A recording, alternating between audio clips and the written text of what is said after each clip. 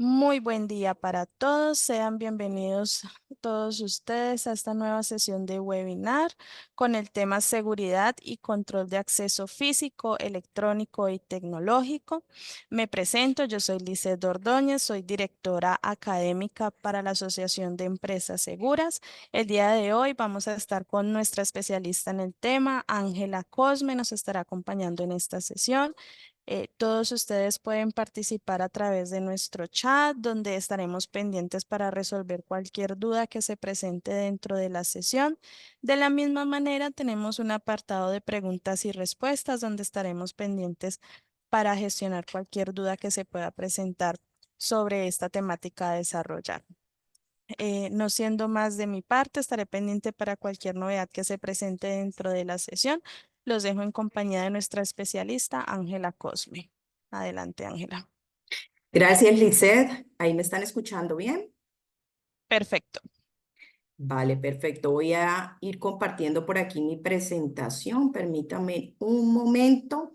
Bueno, antes que nada, quiero agradecer por el espacio el día de hoy. Hago una muy breve presentación. Soy Ángela María Cosme. Ya llevo 15 años trabajando en la implementación y seguimiento de sistemas de gestión. Por supuesto, uno de esos sistemas de gestión es el Programa Operador Económico Autorizado. Y todo lo que nos compete el día de hoy para revisar todo, llamémosle así, todos los controles en temas de seguridad y control de acceso físico, electrónico y tecnológico. Ahí están viendo mi presentación. ¿Me confirman, Lizeth, por favor? Sí, Ángela, perfecto. ¿Cuál? Perfecto. Bueno, antes de dar inicio, me gustaría, o yo soy de las personas que cuando dicta alguna charla o alguna sensibilización en algún tema puntual, me gusta que me interrumpan para hacer las preguntas que tengan frente a alguna situación, algún comentario que tengan en el momento que se les ocurra. No importa que no haya terminado, pero sí es importante. Yo no puedo ver fácilmente la manita levantada, sin embargo, Lisset va a estar pendiente cuando tengan alguna inquietud, alguna duda, pues estaré aquí atenta para resolverlas inmediatamente y en el momento que se les ocurra como tal. Bueno, como mencionamos, el tema para hoy, qué pena, es seguridad y control de acceso físico, electrónico y tecnológico. Importante hacer una breve introducción para todas aquellas personas de pronto o que están implementando el programa operador económico autorizado o que ya tienen implementado un programa de operador económico autorizado, tienen que tener previo conocimiento de que todos los controles que se aplican en el programa OEA o en los sistemas de gestión, llamémoslo así, hoy están dirigidos, por así decirlo, bajo una gestión de riesgos inicialmente. Se supone que uno aplica los controles a los riesgos que uno encuentra. Uno no va aplicando controles sencillamente porque la norma me lo dice, sino que todo esto se genera debido a una gestión de riesgos que previamente han hecho.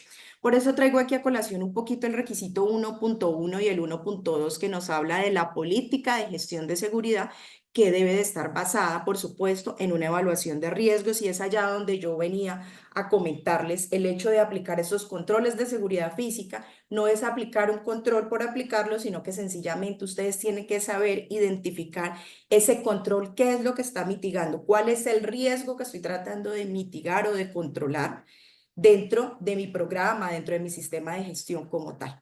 Entonces, uno de los primeros requisitos que nos habla de esa evaluación del riesgo, por supuesto, es la política de gestión de seguridad, donde esa política de gestión de seguridad enfocada a la cadena de suministro nos está pidiendo que establezcamos unos objetivos, unas metas, por supuesto, unos programas que nos dejen medir y validar si realmente todos los controles que estamos aplicando, ya sea en seguridad física, electrónica o en seguridad de los procesos o en seguridad a nivel general, pues realmente están generando algún valor agregado o están realmente funcionando bajo lo que ustedes realmente quieren. O sea, están mitigando o están controlando esos riesgos que realmente quieren. Entonces nos habla de objetivos, metas y programas y por supuesto también nos menciona por ahí lo que no se mide, no se puede mejorar. Entonces tenemos que medirlo bajo unos indicadores que indiscretamente la norma no lo dice, pero realmente el programa operador económico autorizado, cuando van a hacer sus procesos de evaluación, las autoridades de control les van a solicitar que por favor midan como tal si esos programas que están aplicando basado en la evaluación de gestión de riesgo, pues realmente está funcionando y son efectivos y teniendo en cuenta el riesgo que ven identificado. Bueno, y el segundo requisito que quiero mencionar aquí, que es importante tener en cuenta, por supuesto, es el requisito 1.2, que ya nos habla específicamente de tener un sistema de administración de riesgos enfocado, por supuesto, aquí en la cadena de suministro internacional, en el cual específicamente nos muestra o nos pide, llamemos así, que evaluemos unos riesgos en específicos. Dentro de ellos dice que prevé actividades ilícitas, entre otras, o sea, estos no son los únicos riesgos que vamos a evaluar en esta matriz de riesgos, sino entre otros riesgos que vamos a identificar, por supuesto, como mínimo son lavado de activos, contrabando, narcotráfico, tráfico de estupefacientes, tráfico de sustancias para el procesamiento de narcóticos, terrorismo, financiación del terrorismo, tráfico de armas, entre otros. Digamos que aquí solamente estoy mencionando algunos que nos detalla la norma como tal, que es importante, obviamente, tener evaluados. Aquí estamos hablando de los mínimos riesgos de la cadena logística. Por supuesto, podemos considerar otro tipo de riesgos, riesgos como el hurto, riesgos como la intrusión, y particularmente son riesgos que se ven identificados en la parte de seguridad, en la parte de seguridad física, en las partes de seguridad, en la parte de controles de acceso. Entonces, por eso es importante y por eso hacía esta introducción, para que ustedes tengan claro por qué van a aplicar estos controles en temas de seguridad física, estos controles en la parte de control de acceso, y cuáles son los controles que pueden existir acorde a los riesgos que podemos identificar. Entonces, siempre es importante poder tener claro cuáles son esos riesgos que tiene como tal la compañía, ya sea el puerto, ya sea el agente de aduana, independientemente del sector en que se encuentre ubicada la empresa, pues inicialmente va a tener que identificar este tipo de riesgos para saber el por qué utiliza y por qué aplica este tipo de controles en temas de seguridad física. Bueno, ya entrando un poquito en materia, en todos estos temas de seguridad física, como mencionaba, que es lo que nos atañe en la sesión del día de hoy.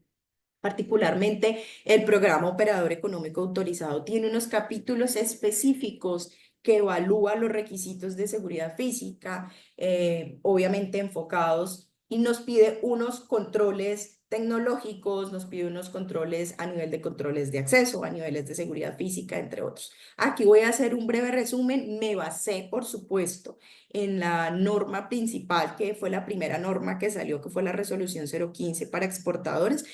Está muy parecida para los importadores. Estos requisitos están muy parecidos, por supuesto, para la gente de aduana. Con el agente de aduana hay un poquito de especificaciones diferentes, pero son muy similares, están en los mismos capítulos, y, por supuesto, para los puertos, que son las normativas y las resoluciones que hoy pueden aplicar a ese programa operador económico autorizado.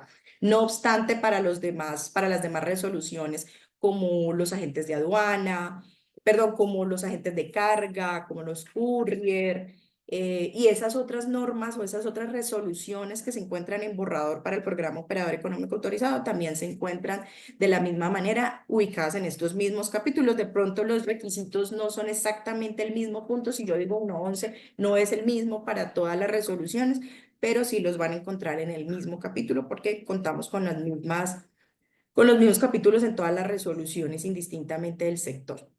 Entonces, como les mencionaba, en el capítulo 1 nos habla de todo lo que tiene que ver el análisis y la administración del riesgo.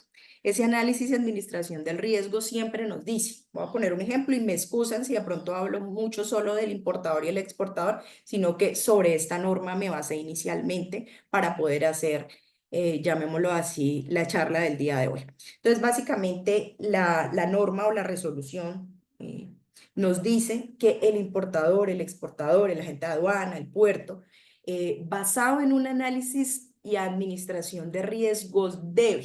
Entonces te empieza a pedir una serie de requisitos, te empieza a pedir la matriz de riesgos, te empieza a pedir la matriz de riesgos por proceso, de proveedores, de clientes, de áreas críticas, que esa es una de las que nos aplica para los temas de seguridad física. Nos pide matriz de cargos críticos, dije proveedores y clientes, entre otros. Entonces, si se dan cuenta, siempre tenemos que hacer una evaluación de riesgos para poder posteriormente, una vez tenga identificado esos riesgos, poder aplicar esos controles que me pide como tal la norma, y que ustedes puedan tener como, digamos, la consecuencia del por qué tengo que aplicar ese requisito o por qué la norma me pide particularmente ese requisito.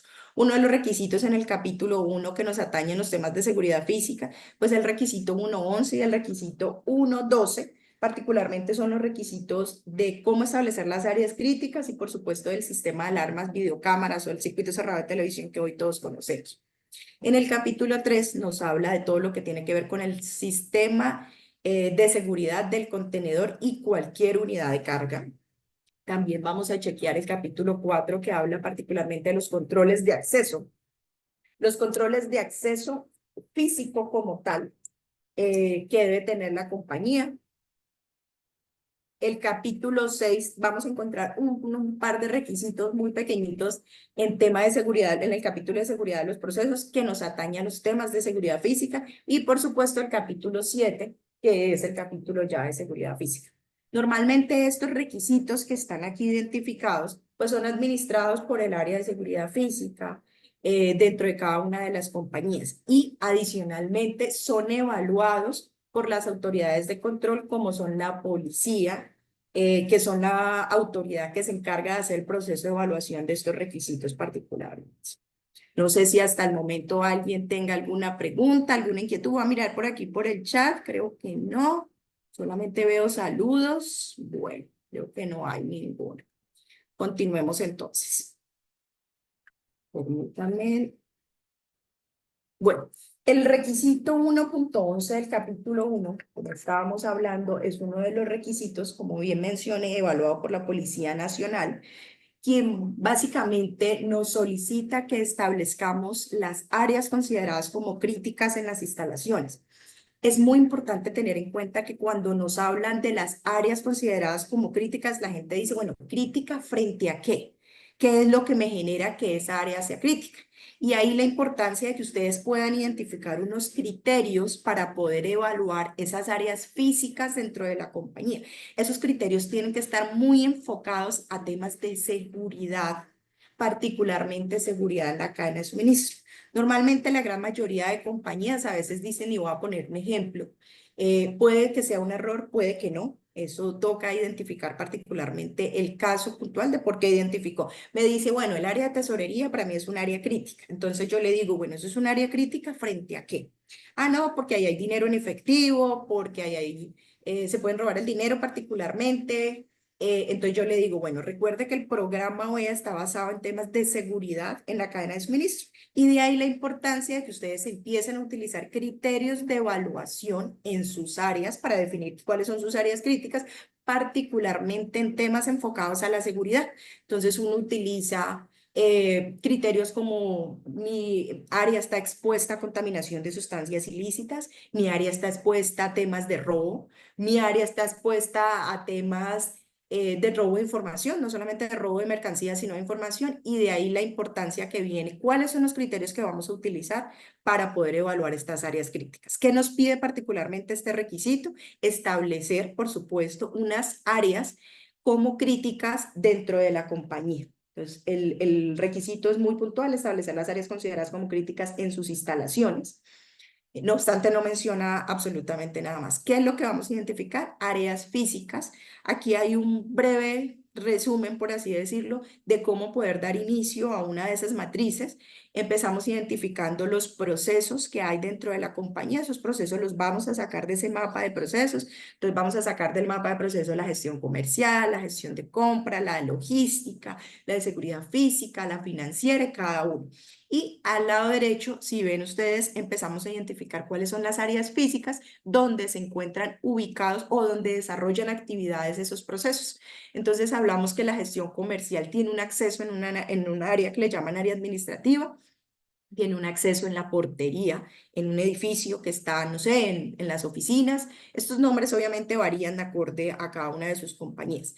Dice que la gestión comercial también tiene un área abierta donde está el analista contable o donde está el asistente comercial y así empezamos a identificar bajo, llamémosle así, una probabilidad de un impacto de que ese riesgo que estamos identificando o ese criterio de evaluación, no le llamemos riesgo, llamémosle criterio de evaluación para identificar si esa área es o no crítica, empezamos a identificar si el área es crítica o no crítica. Yo le puedo dar una valoración de crítica, no crítica, o le puedo dar una valoración de aceptable, tolerable, crítico, bueno, ya valoración como tal, o el nivel de riesgo se lo especifican ustedes acorde a su proceso de evaluación, por supuesto. Entonces empezamos a identificar esas áreas bajo unos criterios de evaluación como contaminación con sustancias ilícitas, robo, y empezamos a identificar, bueno, esta área frente a este riesgo o a este criterio, pues es aceptable, no hay un nivel de riesgo muy alto, frente al tema de robo es tolerable, pero puede que por allá encontremos que frente al robo de información, porque está en un espacio abierto, la información se guarda en unos cajones que no tienen llave o algo por el estilo, entonces empezamos a identificar que esa área empieza a ser crítica cuando yo lo evalúe bajo dicho criterio. Entonces ahí es donde empezamos a identificar, luego se hace un promedio, por supuesto, de esos criterios y vamos a identificar esa área si es crítica o no crítica para la cadena de suministro internacional, que es lo que hoy, no sé, que hoy lo que estamos evaluando particularmente bajo el programa operador económico autorizado. Entonces, básicamente, ¿qué nos pide la norma? Uno, que identifiquemos o que evaluemos o hagamos una matriz de identificación de áreas críticas bajo unos criterios que ustedes identificarán.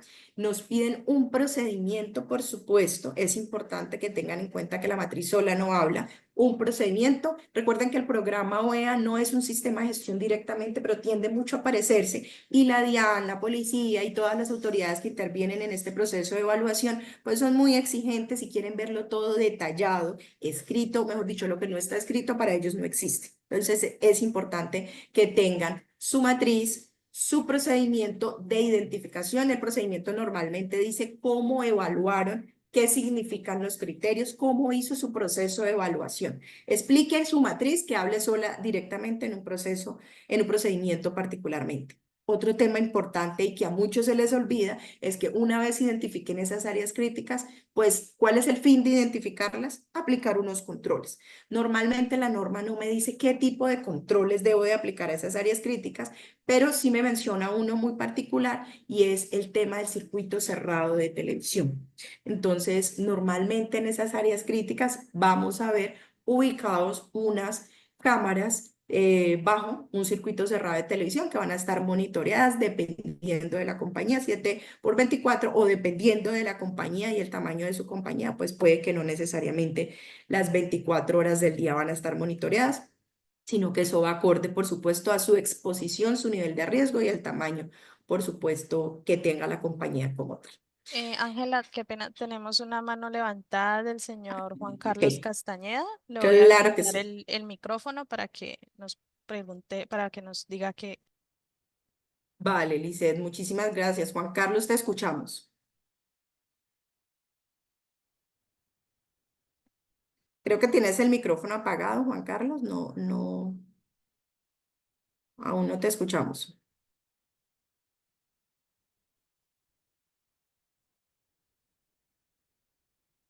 No sé, a ver. Elkin también tiene la manita levantada. Liz, ¿tú puedes abrirle el micrófono al señor Juan Carlos? ya el señor Elkin, si nos está hablando, no estamos escuchando, pero sí tiene el No, micrófono habilitado. el señor Elkin sí.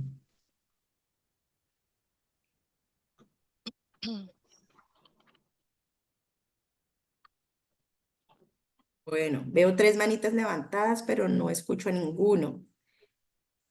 Ni a Juan Carlos, ni a Elkin, ni a Munira, tampoco.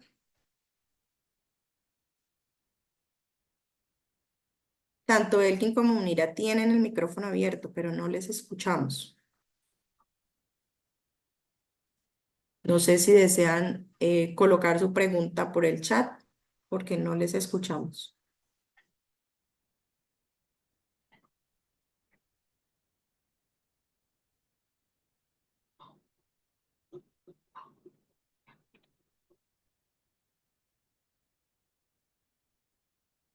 Ah, ok, Elkin acá nos está diciendo que todo está bien. Ok. Si quieres, Elkin, dale bajar la manita porque apareces todavía con la manita levantada. Eso, Elkin, muchísimas gracias. Y Munira, no sé si tenga también alguna inquietud, alguna pregunta. El señor Juan Carlos, que creo que no ha podido resolver la inquietud que tiene, aunque ya bajó la manito.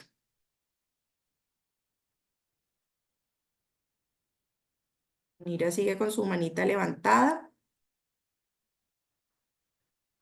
Bueno, creo que no sé si la levantaron por equivocación o no pueden abrir su micrófono. Si les parece, me colocan en el chat la pregunta y damos continuidad a la charla del día de hoy. Venga, porque veo que no veo mensajitos en el chat. Aparte, el último mensajito es el de Elki.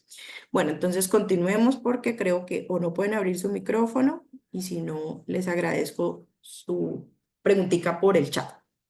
Bueno, entonces les mencionaba que este requisito 1.11, donde nos habla, no voy a hablar del 1.11, donde nos habla de las áreas críticas, ya sea para el agente de aduana, ya sea para el puerto, ya sea para el importador o el exportador, pues particularmente nos pide que identifiquemos o que desarrollemos una matriz de áreas críticas con su respectivo procedimiento y, por supuesto, vamos a identificar qué tipo de controles podemos utilizar acorde, por supuesto, al nivel de riesgo que tiene el área, llamémoslo así. Entonces nos pide el procedimiento, la matriz y un plano que en algunas ocasiones el requisito lo dice por allá en el capítulo 7, que por favor identifique su plano de áreas críticas, donde también ponga su plan de emergencias. Pero en este caso, digamos que también es importante que tengan a la mano esas áreas consideradas como críticas. Normalmente este plano, esta matriz y este procedimiento, pues son procedimientos confidenciales dentro de la compañía, no son procedimientos para mostrárselos a todo el mundo, porque es como si yo le estuviera diciendo, mire, estas son mis áreas críticas, estas son mis debilidades en estas áreas, atáqueme aquí. Entonces es importante tener en cuenta que este tipo de documentos son documentos sensibles, confidenciales, que solamente deben de tener acceso el personal competente, capacitado y por supuesto responsable de la seguridad dentro de la compañía como tal. Bueno, continuando con los requisitos, el requisito 1.12 que nos habla de las alarmas, videocámaras de vigilancia o el circuito cerrado de televisión, particularmente nos dice que sirva para monitorear, alertar, registrar y por supuesto supervisar todas las instalaciones e impedir el acceso no autorizado a las áreas críticas. Y se dan cuenta aquí ya nos están aplicando el primer control para esas áreas críticas y manejo y almacenamiento de la carga, inspección o aforo. Que es importante a veces, que no debería ser, no es el deber ser. Las áreas de almacenamiento de la carga o inspección no dan crítico. Se supone que deben de dar áreas críticas, son áreas sensibles, son áreas expuestas al robo, a la manipulación de la carga, a la manipulación de la información, entonces se supone que son importantes, no obstante, pues la norma me dice que debo de supervisar, de monitorear, de vigilar esas áreas críticas y de manejo y almacenamiento de la carga, inspección afuera. Entonces, normalmente esas áreas donde yo recepciono un contenedor, donde yo despacho o inspecciono un contenedor o realizo inspecciones como tal de mi carga, de mi materia prima o de mi producto que voy a exportar o que está llegando, pues debe ser monitoreado por un circuito cerrado de televisión. Aquí, si ustedes se dan cuenta, no piden un procedimiento, pero en muchas ocasiones la policía me dice, bueno, yo quiero ver cómo funciona su circuito cerrado de televisión. Cuénteme y muéstreme el procedimiento donde usted detalla ese control, ese monitoreo, esas alertas, qué hacen, cada cuánto lo hace, quién lo hace, cuáles son los turnos que se utilizan. Lo hace personal directo, personal vinculado, las competencias de esas personas. Entonces, yo siempre les recomiendo a las compañías que aunque la norma no hable específicamente y diga, muéstrame su procedimiento o detalle un procedimiento o describa un procedimiento, es importante que todas las compañías describan en sus procedimientos el cumplimiento de todos los requisitos que tiene el programa operador económico autorizado para que no tengan ningún inconveniente cuando vayan a tener la auditoría de validación o la auditoría de revalidación en caso de que ya sean compañías OEA, por supuesto. Siempre les digo que vayan un pasito más a la autoridad, nada les quita a ustedes tener un procedimiento donde detallen un poco qué hacen en ese central de monitoreo, qué es lo que monitorean, qué es lo que identifican y por supuesto mantengan en constante capacitación y actualización al equipo que hace ese monitoreo de ese circuito cerrado de televisión, todo ese tema de alarmas, videocámaras, es importante que los tengan capacitados. Aquí básicamente lo que va a revisar la policía antinarcóticos es muéstreme, primero les van a decir, por eso les di continuidad, muéstreme su plano de áreas críticas, muéstreme su matriz de áreas críticas, su plano de áreas críticas, y ellos empiezan a validar si esas áreas críticas están monitoreadas como mínimo por un sistema de circuito cerrado de televisión, de videocámaras, de alarmas, acorde obviamente al riesgo que estén mitigando como tal. Entonces, es importante que ustedes tengan claridad, que su equipo de trabajo que esté haciendo el monitoreo tenga claridad y que exista un procedimiento, un instructivo, le pueden poner el nombre del documento que requieran, pero que sí detallen un poco qué se hace, los turnos que se tienen. No, tengo una persona, dos personas, 3 turnos, cada 8 horas hay cambio de turno. Normalmente entrevistan a esas personas que hacen ese monitoreo y le preguntan qué es lo que usted monitorea, qué es lo que usted valida, qué es lo que usted alerta, qué es lo que registra, qué es lo que divisa usted en ese montón de pantallas o monitores que tiene ahí. Entonces es importante que ellos tengan claridad, que ellos también estén capacitados, no solamente tengan ese curso de, ay, se me escapa el nombre del curso que deben de tener estas personas. Ay, caramba, se me escapa el nombre en de operador de medios tecnológicos. No solamente les van a preguntar es que si tienen el curso, sino que les van a hacer preguntas puntualmente a ellos, qué es lo que revisa, qué es lo que monitorea, qué es lo que a usted le genera riesgo, qué es lo que mira, qué es lo que valida, cada cuánto lo hace, hasta les preguntan si se levantan al baño, qué pasa cuando se levantan al baño, quién se queda pendiente de las cámaras cuando se levantan al baño, o no sé, o lo llamaron o alguna situación. Entonces, todo ese tipo de preguntas los hacen para poder identificar cómo es el monitoreo, cómo es toda esta valoración que hace. Esto puede estar este sistema de alarmas, aquí es importante tenerlo en cuenta, puede ser propio o puede ser subcontratado. Ustedes pueden contratar un tercero que les haga el monitoreo de este circuito cerrado de televisión, pero es importante que ustedes le digan qué es lo mínimo que ustedes esperan que les monitoreen. Y se supone que ellos saben, ¿no? Se supone que ellos saben qué es lo que validan, pero es importante que ustedes le digan, mira, yo soy una empresa, vea, yo soy exportador, yo soy importador, y es importante que usted tenga en cuenta particularmente estas áreas que yo tengo identificadas como críticas,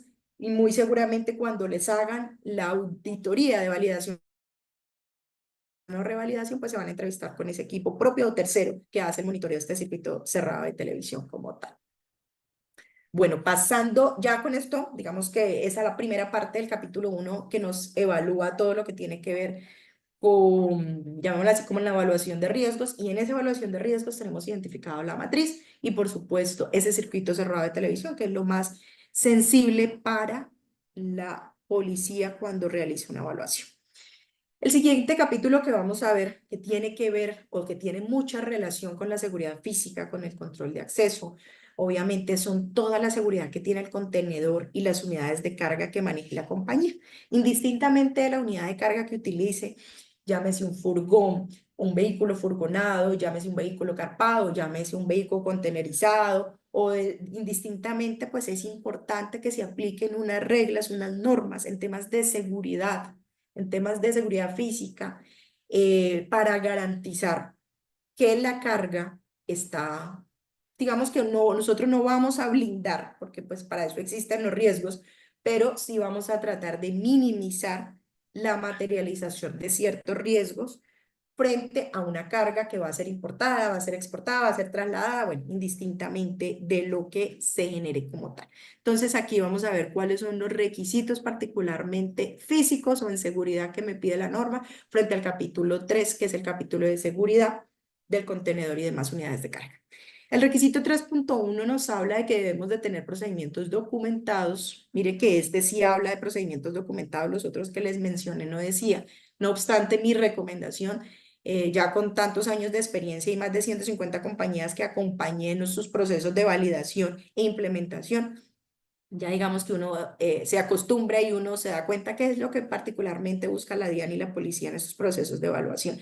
Ellos quieren ver todo documentado en un instructivo, en un procedimiento, bueno, de acorde a lo que les diga su sistema de gestión como tal.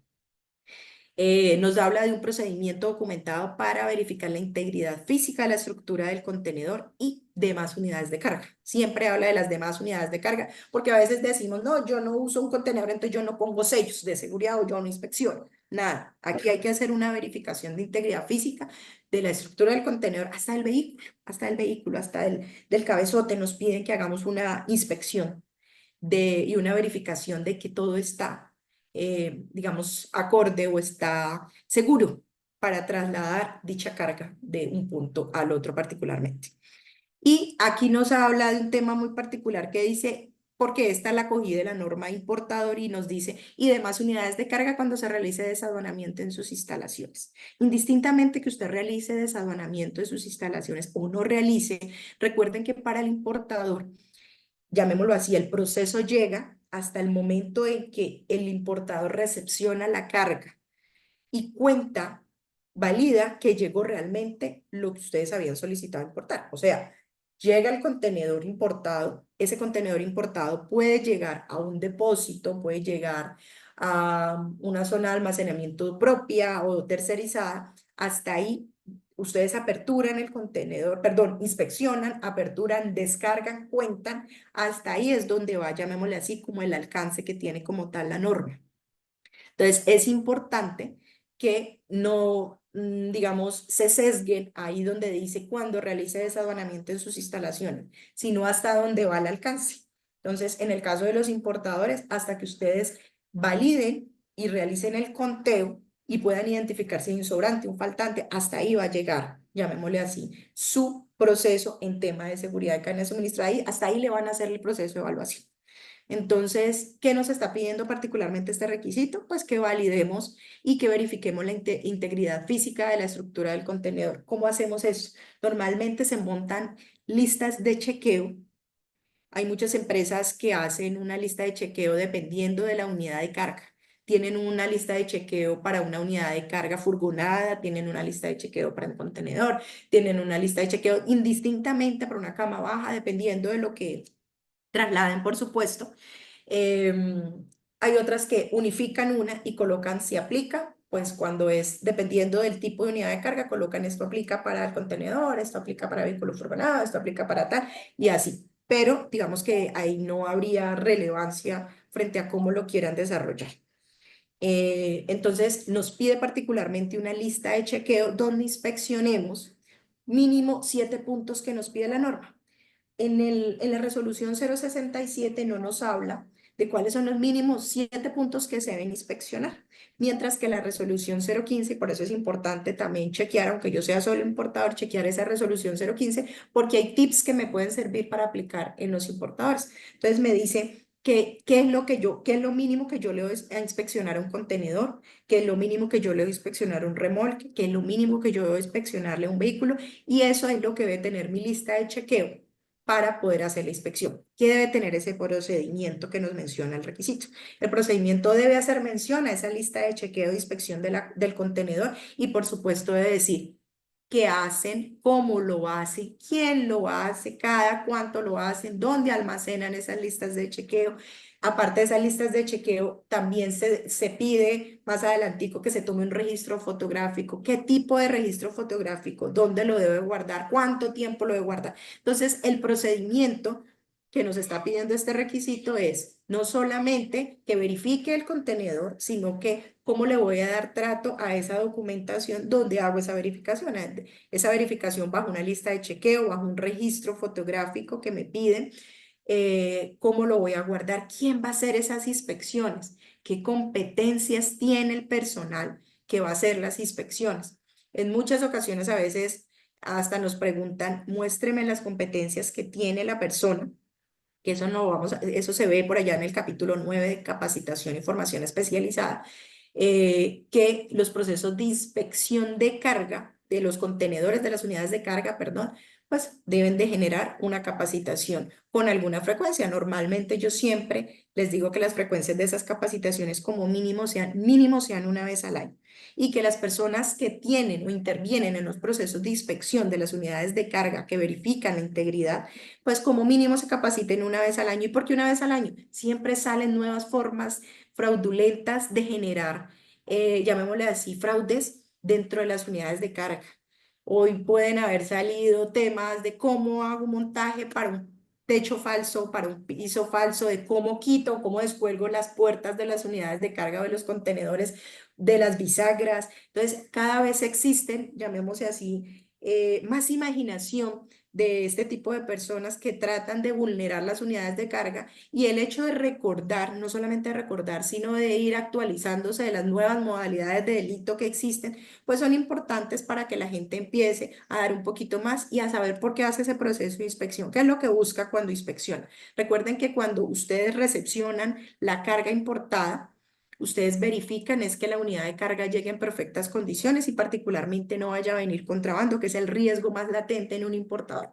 Pero en el caso de los exportadores, lo que uno busca o lo que uno valida cuando verifica la integridad de estas unidades de carga, particularmente es minimizar la materialización de riesgos, de que te roben la carga, de que te metan droga, de que te metan algún tipo de narcóticos o sustancias ilícitas que puedan meter en problemas, por supuesto, la compañía y que no fueron ejecutados por ustedes directamente. Entonces, lo que se busca cuando llega el contenedor importado, pues es mitigar una serie de riesgos cuando se inspecciona o se verifica la integridad de un contenedor que va a ser exportado, pues lo que busca es particularmente mitigar otra serie de riesgos. Si se dan cuenta, todo esto va a un tipo de riesgo. O sea, todos estos controles que nos está pidiendo la norma, uno dice, ah, esto lo tengo yo identificado en mi matriz de riesgos, efectivamente, que me pueden vulnerar la unidad de carga, me pueden robar. Entonces, ¿yo qué hago? ¿Cuál es mi control?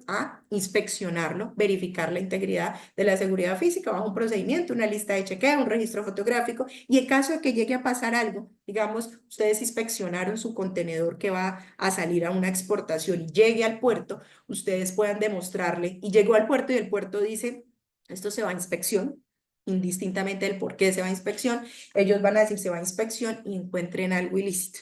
Entonces ustedes puedan mostrar su proceso de debida diligencia. ¿Qué es su proceso de debida diligencia? Yo apliqué unos controles cuando salí, yo revisé que ese contenedor vacío que me llegó antes de ser cargado, lo inspeccioné, que no tuviera o que la integridad física del contenedor fuera favorable para poder cargarlo, que no se pudiera vulnerar fácilmente. Entonces, sencillamente yo hice ese proceso. Mire, policía, yo hice un proceso de debida diligencia, el contenedor salió en perfectas condiciones, aquí está el registro fotográfico, aquí está la lista de chequeo, aquí está mi personal capacitado, aquí salió la carga, aquí está, no sé, voy a poner un ejemplo, la trazabilidad de mi carga.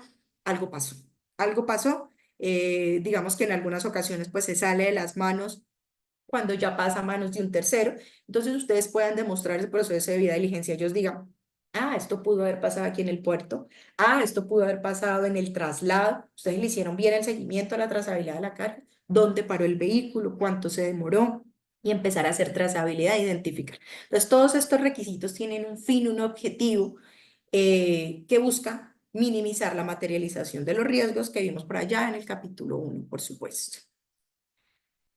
Bueno, voy a mirar por acá nuevamente si hay manitos levantadas, si hay preguntas en el chat.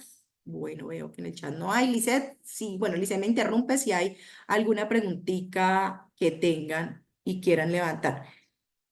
Ahora sí, cuéntanos, Munira. No sé si ahí puedes hablar. Ahí tienes el micrófono abierto. Tienes tu manita levantada.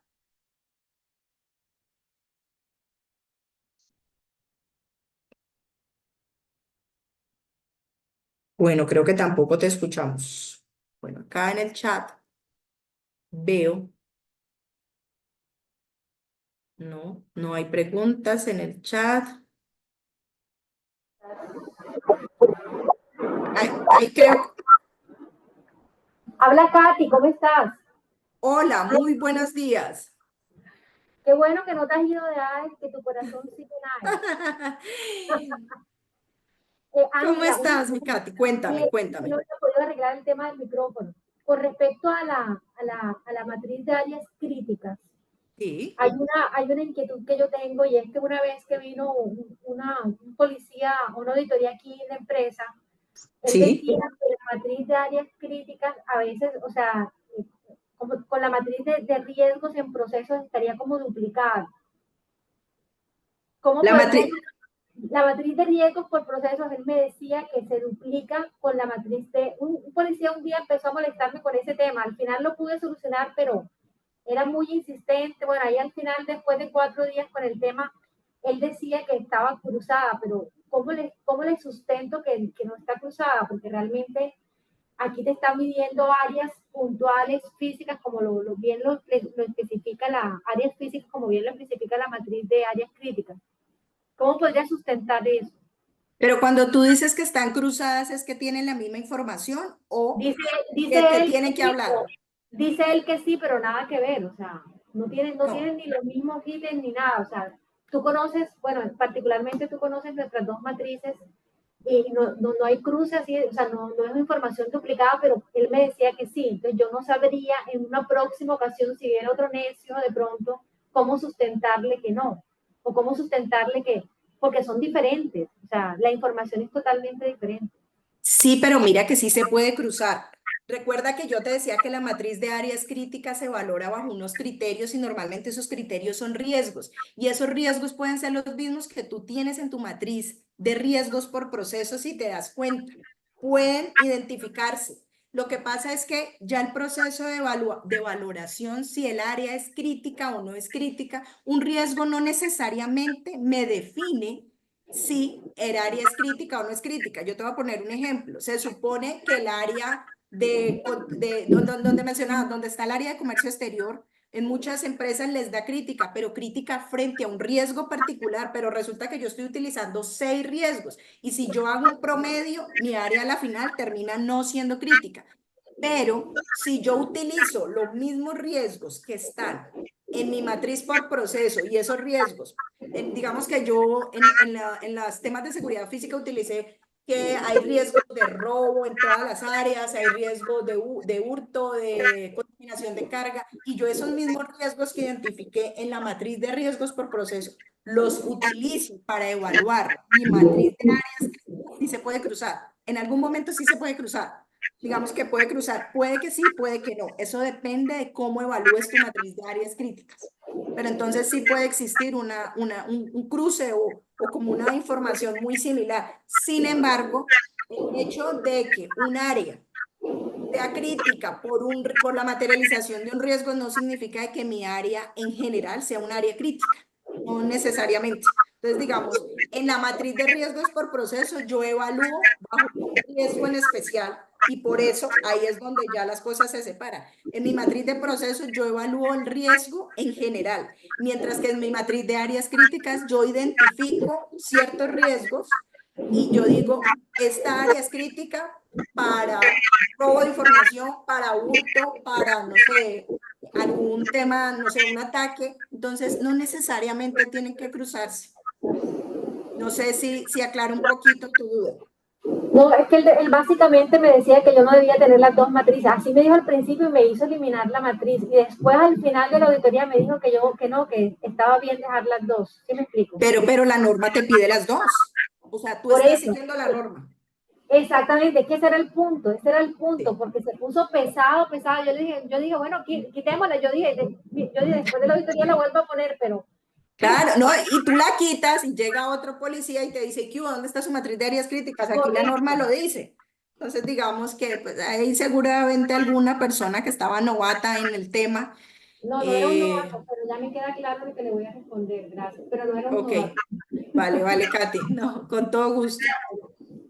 Bueno, no sé si alguien más tenga alguna duda, alguna inquietud.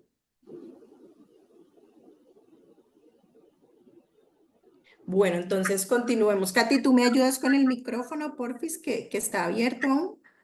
Eso, te agradezco muchísimo, es que se escucha la bulla de fondo. Mil gracias. Bueno, dando continuidad con los requisitos del capítulo 3, entonces vamos a chequear el capítulo, el requisito 3.2. No se sesguen mucho al numeral que yo coloco acá, sino a el requisito como tal puntual que, como les digo, tiene su homólogo en cada una de sus resoluciones. Este requisito nos dice que se deben de tener procedimientos documentados para reconocer y reportar a las autoridades competentes cuando los sellos, contenedores y o demás unidades de carga han sido vulnerados. Aquí particularmente me dicen, móntese un procedimiento, o yo le llamo un protocolo de actuación, particularmente a este requisito. ¿Por qué un protocolo de actuación?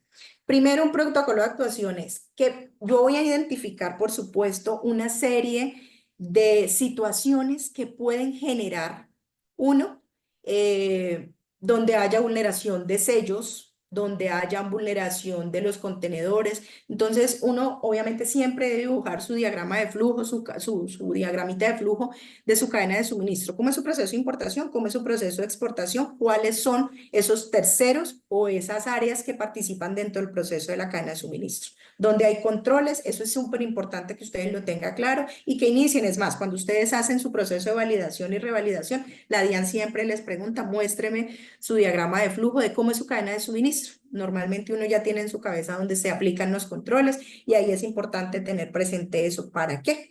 Para que ustedes tengan un protocolo de actuación, como menciono yo, y puedan identificar dónde puede haber algún tipo de vulneración de estas unidades de carga y por supuesto pues de los sellos. Entonces uno dice, bueno, a mí me pueden vulnerar la unidad de carga en las instalaciones de la compañía, porque resulta que llegó el contenedor, voy a poner el caso de una exportación, llegó un contenedor, hice la inspección del contenedor vacío, se cargó, pero resulta que ese mismo día no lo saqué, sino que lo puse en una zona que debe estar custodiada, que más adelante vamos a revisar, monitoreada por circuito cerrado de televisión para que nadie vaya a tocar esa carga. Entonces, ahí es donde empezamos a identificar esa serie de situaciones donde me dice, aquí pueden vulnerarme el contenedor. Puede que sí, puede ser la probabilidad muy baja porque resulta que está de la empresa, está monitoreado por circuitos cerrados de televisión, pero es un punto débil donde se puede identificar que me pueden vulnerar el contenedor o alguno de los sellos, por supuesto. Cuando ya sale, pues digamos que el nivel de exposición de riesgo es muchísimo más alto. Ya lo cogió el transportador, ya está en la calle, ustedes pierden un poco el control. Si tienen, por supuesto, un sello satelital, pues van a tener un poco más de control y van a tener el control ustedes de dónde está ubicada, también su proveedor de sellos satelitales que le hacen monitoreo, pero es importante que ustedes puedan identificar cuáles son esos puntos sensibles donde puede haber algún tipo de vulneración y qué se va a hacer. Entonces, mi protocolo de actuación, mi procedimiento documentado debe decir en dónde, qué situación se puede presentar, en qué momento y si pasa, qué se debe de hacer. Ah, resulta que pasó con la empresa de transporte. ¿Qué debe hacer la empresa de transporte en caso de que se identifique o que se identifique que les vulneraron el sello en la carretera? No, pues se supone que en ese protocolo decir que la empresa de transporte debe comunicarse con su jefe inmediato. Ese jefe inmediato se debe comunicar con la empresa, con la compañía que está siendo dueña de la carga. Sí hay que hacer un proceso de reporte a la autoridad, cómo se hace el proceso de la autoridad o a la autoridad. Y es importante que en esos procedimientos pues se tenga, llamémoslo así, como una tablita donde ustedes detallen qué autoridades, teléfonos, correos electrónicos, por supuesto, normalmente las autoridades tienen teléfonos genéricos, pero ustedes pueden tener a la mano esos teléfonos genéricos acorde como al proceso y a la trazabilidad de carga que ustedes tienen. Pues yo sé que siempre exporto por Buenaventura, pues entonces voy a tener el teléfono de la policía tanto en Cali como en Buenaventura, o en Bogotá como en Buenaventura, o en Bogotá como Barranquilla, dependiendo pues por dónde salga la carga como tal. Entonces es importante que ustedes tengan un protocolo de actuación, identifiquen cuáles son las vulnerabilidades, en qué momento se pueden presentar, qué debe de hacer, quién lo debe de hacer. El tercero, la empresa de transporte, qué debe hacer la empresa de transporte. Todo eso ustedes se deben de poner de acuerdo con su empresa de transporte, con sus asociados de negocio. Resulta que la carga salió porque la iban a consolidar en un almacén, en una zona de almacenamiento. Pues entonces, ¿qué voy a cuadrar? ¿Cuáles van a ser los controles que yo le voy a aplicar a esa zona de almacenamiento si el contenedor llegó allá? ¿Cuáles son esos controles que yo voy a definir con él en caso de que lleguen a identificar algún tipo de vulneración en mi unidad de carga, en los sellos o en alguna situación en especial con mi carga? Si llegó al puerto, digamos que normalmente con el puerto pues es más difícil cuadrar un tema de vulneración. No obstante, pues allá están las autoridades, inmediatamente ven una vulneración, pues ellos se van a comunicar con el dueño de la carga y le van a decir, oiga, su contenedor llegó con un sello que no tenía que haber llegado, ¿qué fue lo que pasó? Entonces ustedes empiezan a devolver, oiga, empresa de transporte, ¿usted qué pasó? Yo le entregué un contenedor con el sello 1234, ¿usted qué fue lo que entregó directamente? Entonces, digamos que ahí empieza a identificar una serie de trazabilidad y bajo esa trazabilidad que ustedes tienen, pues empiezan a montar su protocolo de actuación o su procedimiento documentado para reconocer, reportar a las autoridades competentes, por supuesto, cuando haya una vulneración de las unidades de carga como tal. Bueno, permítame un segundo que no me quiere avanzar la presentación, listo. El requisito 3.3 de INPO también nos menciona que debemos de tener procedimientos documentados para detectar, neutralizar y denunciar la entrada no autorizada a los contenedores y demás unidades de carga, como a las áreas de almacenamiento de los mismos. Aquí era un poquito de lo que les mencionaba anteriormente. Yo cargué un contenedor de exportación, pero salió a las 6 de la tarde, va a pernoctar aquí en las instalaciones, de aquí a mañana a las 6 que lo vengan a recoger. Ya lo cargué. Eso no pasa, normalmente uno no hace ese tipo de cosas, pero hay compañías que normalmente lo hacen por X o Y situación que se pueden llegar a presentar. Lo mismo una carga de INPO. Llegó un contenedor INPO, pero llegó a las 5 o 6 de la tarde y resulta que a esa hora yo ya estoy, ya se acabó mi jornada laboral, entonces descargan el contenedor, lo dejan, llamémoslo así, en el muelle de descarga. Ese muelle obviamente debe estar controlado y monitoreado precisamente para validar de que nadie vaya a vulnerar esa unidad de carga, nadie la vaya a abrir, nadie vaya a hacer ninguna situación que afecte a la seguridad de la carga que va ahí dentro de ese contenedor. Entonces, digamos que aquí el que nos pide particularmente, que yo tenga o como compañía tenga un procedimiento para detectar, neutralizar y denunciar la entrada no autorizada a los contenedores. ¿Qué debe detallar ese procedimiento? Que está en una zona, entonces en ese procedimiento ustedes dicen, está en una zona controlada. Normalmente uno siempre les dice a ustedes, demarquen la zona en el piso, particularmente ya dependiendo de donde definan ustedes, marquen la zona en el piso, que esa zona esté controlada y monitoreada por circuito cerrado de televisión. Se le deja encargado también, por supuesto, al área de control y monitoreo.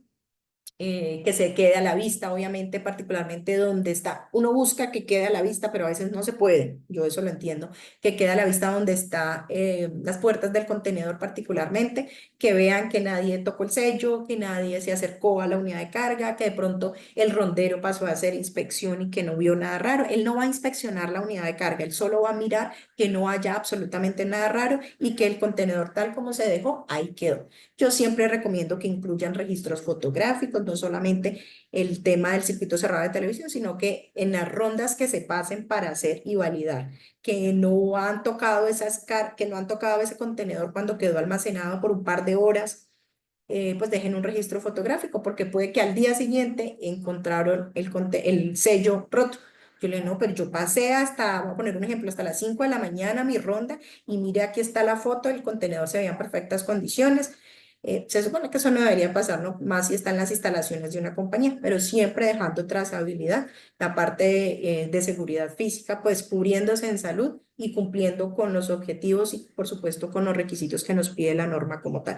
El almacenamiento no hace referencia a que yo lo guarde y lo almacene por un rato. El almacenamiento puede ser 1 hora, 2 horas, 3 horas, puede ser un contenedor vacío. Yo puedo almacenar un contenedor vacío. Voy a poner un ejemplo. Llegó un contenedor vacío para carga de exportación, lo inspeccioné, no lo alcancé a cargar y lo almacené.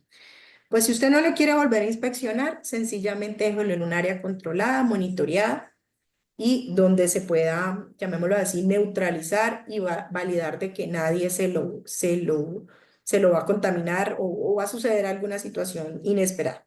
Si no, pues sencillamente al día siguiente pues le tocó volverlo a inspeccionar. Si no pudo dejarlo en un área, pues sencillamente al día siguiente vuelve a inspeccionar. Pero en el caso de que se almacene por 1 hora, 2 horas, ya sea un contenedor vacío o un contenedor lleno, pues es importante que ustedes tengan un procedimiento, un protocolo, un paso a paso de qué va a hacer el área de seguridad física, qué va a monitorear, si va a pasar revista, cada cuánto, qué evidencia va a dejar, y eso es lo que van a detallar particularmente dentro de ese procedimiento que nos está pidiendo el requisito. Esto aplica tanto para INPO como para EXPO, ¿no? Aquí me voy a cambiar un poquito en el tema de los exportadores, porque en INPO, pues obviamente nos instalan sellos de seguridad particularmente. Aquí lo que nos instalan sellos de seguridad cuando llega la carga, obviamente lo instala el proveedor en el exterior, pero aquí nos está diciendo que para el caso de los exportadores se debe instalar sellos de alta seguridad que cumplan o exceda estándares de la ISO 17712 a todos los contenedores o demás unidades de carga presentables. Recuerden que esa norma de ISO 17712 es una norma particularmente donde me ayuda a valorar o evaluar que esos sellos de seguridad sean de alta bajo unas pruebas que se hacen en laboratorio y puedan identificar que realmente son sellos de difícil vulneración, de difícil, bueno, que puedan dañarlos fácilmente. Entonces es importante que las compañías exportadoras particularmente en este caso, que instalen sellos de seguridad, ya sea que lo instale la compañía o sea que lo instale su agente de aduana, porque en algunas empresas el agente de aduana también instala sus sellos, pues que ustedes garanticen que ese sello cumpla o exceda los estándares. ¿Cómo lo solicitan? Normalmente cuando ustedes compran sus sellos, los compra usted o los compra su tercero, ustedes van a poder pedirle a la empresa, quien les compran, que por favor les suministre el certificado de alta seguridad de esos sellos. Eso normalmente viene como por seriales. Entonces dice del sello tal al sello tal se le hicieron las pruebas de seguridad y con esto podemos identificar. ¿Qué les va a pedir ahí particularmente la policía? Muéstreme primero quién es su proveedor de sellos para ver si es un proveedor autorizado, dónde lo compró o quién es su distribuidor de sellos particularmente y en muchas ocasiones, no digo que en todas, pero en muchas ocasiones les piden a ustedes que por favor les entreguen esa certificación de que esos sellos son de alta seguridad bajo esa norma o esos estándares ISO 17702. Es en el caso de los exportadores. En el caso de los importadores, pues usted como proveedor debe exigirle a su proveedor internacional, indistintamente de que sea un consolidador de carga o que sea el proveedor directamente el que te despache, que por favor instale sellos de seguridad. ¿Cómo lo garantiza usted? Hay varias formas. Uno, pidiéndole el certificado. Dos, ustedes pueden hacer por allá en el requisito 2.3 que nos habla de que cuando se delegue, transfiera, tercerice, subcontrate un proceso crítico en la cadena de suministro, pues usted debe garantizar que él cumple con unos requisitos de seguridad. Entonces, pues sencillamente también hablamos por allá de una manifestación suscrita, un contrato donde nos hable de, bueno, no le llamemos contrato, es que esa palabra contrato a veces suena fea y alerta mucho a la gente, pero sí un acuerdo de seguridad donde detalle que él compra sellos de seguridad, de alta seguridad, que están certificados bajo unos estándares. Porque en muchas ocasiones conseguir el certificado ISO 17712 por parte del proveedor del exterior no es tan sencillo. Entonces es importante que ustedes se cubran en salud. ¿Cómo se cubren en salud? Con un acuerdo de seguridad, con un acuerdo, con ay, se me olvidó, un acuerdo de operación donde ellos detallen que aplican este tipo de controles y que ellos garantizan que compran, obviamente, unos sellos de seguridad bajo ciertos estándares.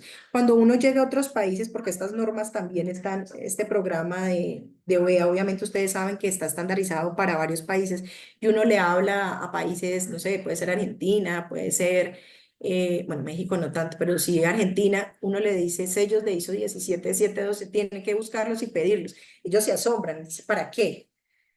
Para ellos es un poquito más difícil de entender porque ellos no ven de pronto el nivel de riesgo al cual se ven expuestos si compran un sello de seguridad, llamemos aquí en Cali, en un barrio que se llama San Nicolás, donde desafortunadamente aquí conocemos que no estoy haciéndole mala propaganda al barrio, pero ahí conozco sitios donde gemelean sellos de seguridad y sencillamente se los venden, los empacan en un kit común y corriente, se los venden y resulta que pues obviamente no tienen cómo demostrar que están certificados bajo una ISO 17712. Entonces, por eso es importante que ustedes puedan solicitarle tanto a su proveedor en el exterior como a su proveedor nacional, el que le provee esos sellos de seguridad, que esos sellos sean certificados bajo una norma o de estándar ISO 17712. Si se dan cuenta, aquí en ninguna parte nos dice que deben de estar documentados en un procedimiento. Pero yo les recomiendo, como siempre se los he mencionado desde el inicio, por favor, documenten todo lo que está en los requisitos. La empresa instala sellos de seguridad o certificados bajo norma ISO 17712. Se le exige a los proveedores del exterior que instalen, compren sellos de alta seguridad que cumplan con estas normas de la ISO 17712. Es importante que eso lo tengan detallado en algún procedimiento. No es que vayan a hacer un procedimiento para este requisito, sino que esté detallado en su procedimiento de exportación, en su procedimiento de importación. Es importante que todo esto ustedes lo pongan como controles que ustedes aplican dentro de su programa de operador económico autorizado. Bueno, el requisito 3.4, darle un poquito más porque tenemos varios requisitos y ya nos hemos gastado una horita en el tema. El requisito 3.4 nos está haciendo mención nuevamente de que cómo almacena Dice, almacenar los contenedores y demás de unidad de carga llenos y o vacíos en áreas seguras que impidan el acceso y o manipulación no autorizada. Dichas áreas deben ser inspeccionadas periódicamente y se debe dejar registro en la inspección y el responsable. Este es un requisito, llamémoslo así, que va muy de la mano con el otro requisito que vimos por allá adelante, porque el de allá me dice que cuide la unidad de carga. Acá me dice inspeccione las áreas periódicamente. ¿Cuáles áreas? ¿Dónde se encuentra almacenado la unidad de carga? Entonces, normalmente estos dos requisitos van en un solo procedimiento, donde ustedes almacenen los contenedores. Ustedes deben de garantizar de que nadie los vaya a vulnerar, pero adicionalmente deben de impedir el acceso y manipulación de esa carga, y adicionalmente deben de inspeccionar que esas áreas, llamémosle así, donde están almacenando por 1, 2, 3 horas o el tiempo que lo almacenen, sean inspeccionadas periódicamente y que quede un registro de esa inspección y quién es el responsable de esas inspecciones y ese registro. Si se dan cuenta, son requisitos que tiene que ver mucho el uno, se complementan, son requisitos que se complementan y obviamente pueden quedar detallados en un solo procedimiento. Entonces, digamos que estos dos requisitos los vamos a ver. Y por eso de pronto yo en el anterior expliqué y me excedí un poco, casi dando cumplimiento al requisito 3.4, pero son dos requisitos puntualmente que se complementan. Y si se dan cuenta aquí, solo dice almacene, aquí no habla de detalle un procedimiento, en el otro sí nos hablaba de detallar un procedimiento, pero acá nos habla particularmente de almacenar los contenedores y nos habla de las inspecciones. Pero como yo detallo eso, pues en ese procedimiento anterior detallo que realice inspecciones periódicas, no sé, dependiendo. Normalmente uno no almacena todos los días unidades de carga, puede que sí, puede que no, pero normalmente eso no se hace. Entonces, no sé, que cuando pasa revista cada hora, cada 2 horas, cada 3 horas, el guarda de seguridad, pues particularmente deje un registro de la inspección y particularmente que ese registro sea físico, ya sea fotográfico y por supuesto alguna lista de chequeo del fotográfico obviamente ayuda mucho a demostrar la debida diligencia de cumplimiento de estos requisitos particularmente. Bueno, otro requisito del capítulo 3 nos menciona, este sí aplica particularmente para los exportadores. Para los exportadores nos dice que se deben de asegurar las unidades de carga bajo su responsabilidad durante labores de mantenimiento y reparación cuando se realicen fuera de las instalaciones. Normalmente uno no le hace mantenimiento a los contenedores y uno trata, precisamente cuando llega un contenedor vacío para cargarlo, pues uno trata de que ese contenedor venga en perfectas o en las mejores condiciones. Y que se requiere algún tema de mantenimiento, pues uno le da devolución, tenga usted, empresa es responsable de volverle a hacer mantenimiento a ese contenedor, sencillamente lo rechazan y se hace responsable del mantenimiento. Pero existen ocasiones y conozco compañías que autorizan, permiten que ese mantenimiento se haga cuando el contenedor está bajo su responsabilidad. Entonces aquí particularmente nos dice, asegure esas unidades de carga que están bajo su responsabilidad como compañía, todas las labores de mantenimiento que se le puedan hacer a un contenedor en sus instalaciones o cuando se lo realicen fuera. No es que lo tengo que sacar acá porque tengo que, no sé, pegarle masilla, estoy inventándolo. No sé si ese sea el nombre técnico, cuando le tengan que tapar un huequito o algo así, tengo que pegarle masilla y aquí no tengo, entonces me tengo que llevar la unidad de carga para otro lugar. Entonces, la idea es que ustedes puedan garantizar. Esto no es muy común que suceda, normalmente no sucede, pero en caso de que llegue a suceder, pues ustedes apliquen los controles particulares, vuelvan, inspeccionen el contenedor, hagan su proceso de validación de 7 puntos para garantizar que después de que se hizo, por supuesto, esa labor de mantenimiento o reparación fuera de sus instalaciones y el contenedor está bajo su responsabilidad, pues que el contenedor sigue igual de limpio y seguro para garantizar que su carga, cuando sea despachada, pues es una carga segura. Particularmente esto aplica para contenedores de exportación que llegan vacíos y requieren algún tipo de reparación en particular. Bueno, antes de pasar acá a este capítulo, me voy a devolver un poquito porque aquí estaban más que todos los requisitos del capítulo importador.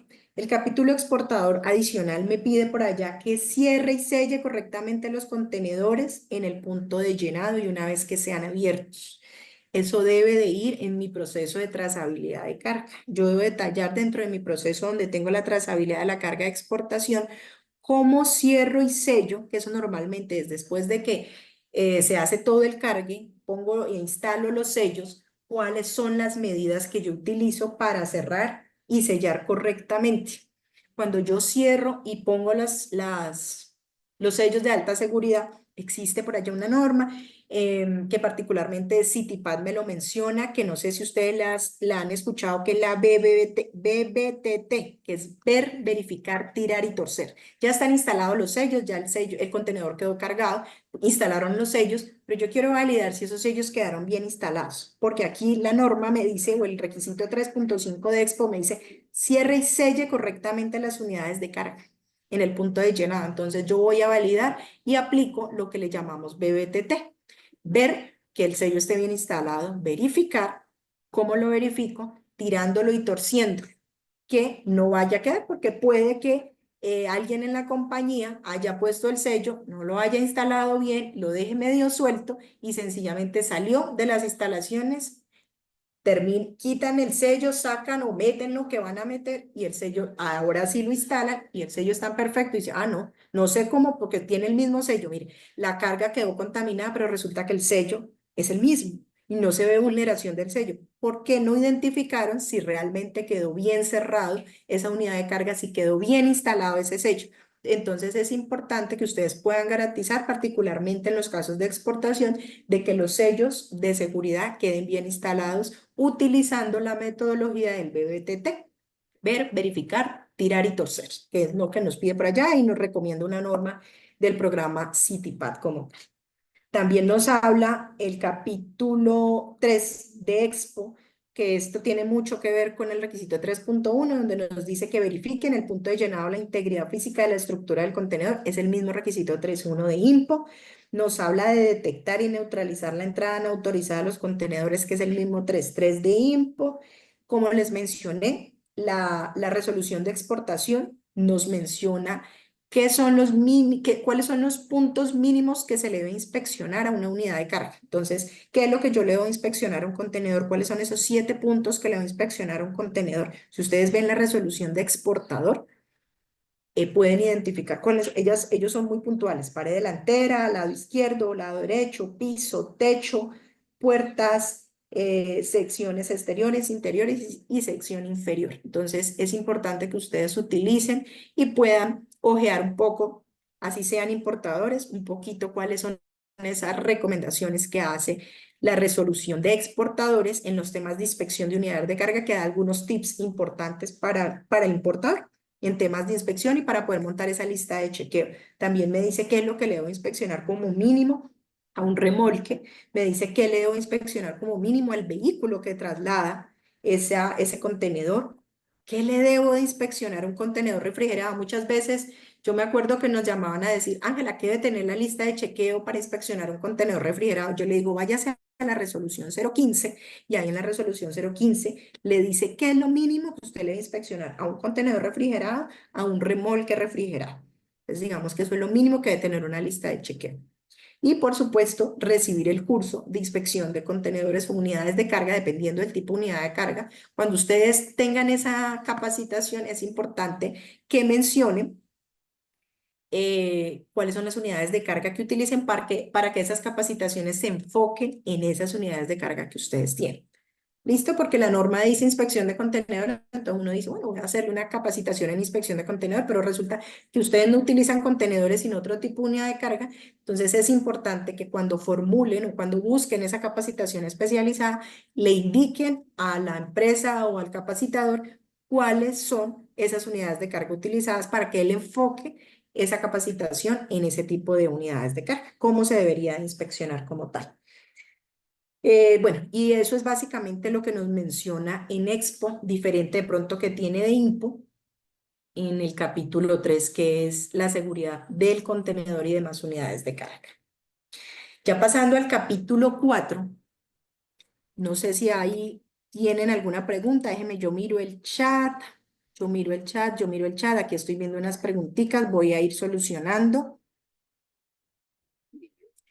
Es que pena que no estoy viendo el chat todo el tiempo.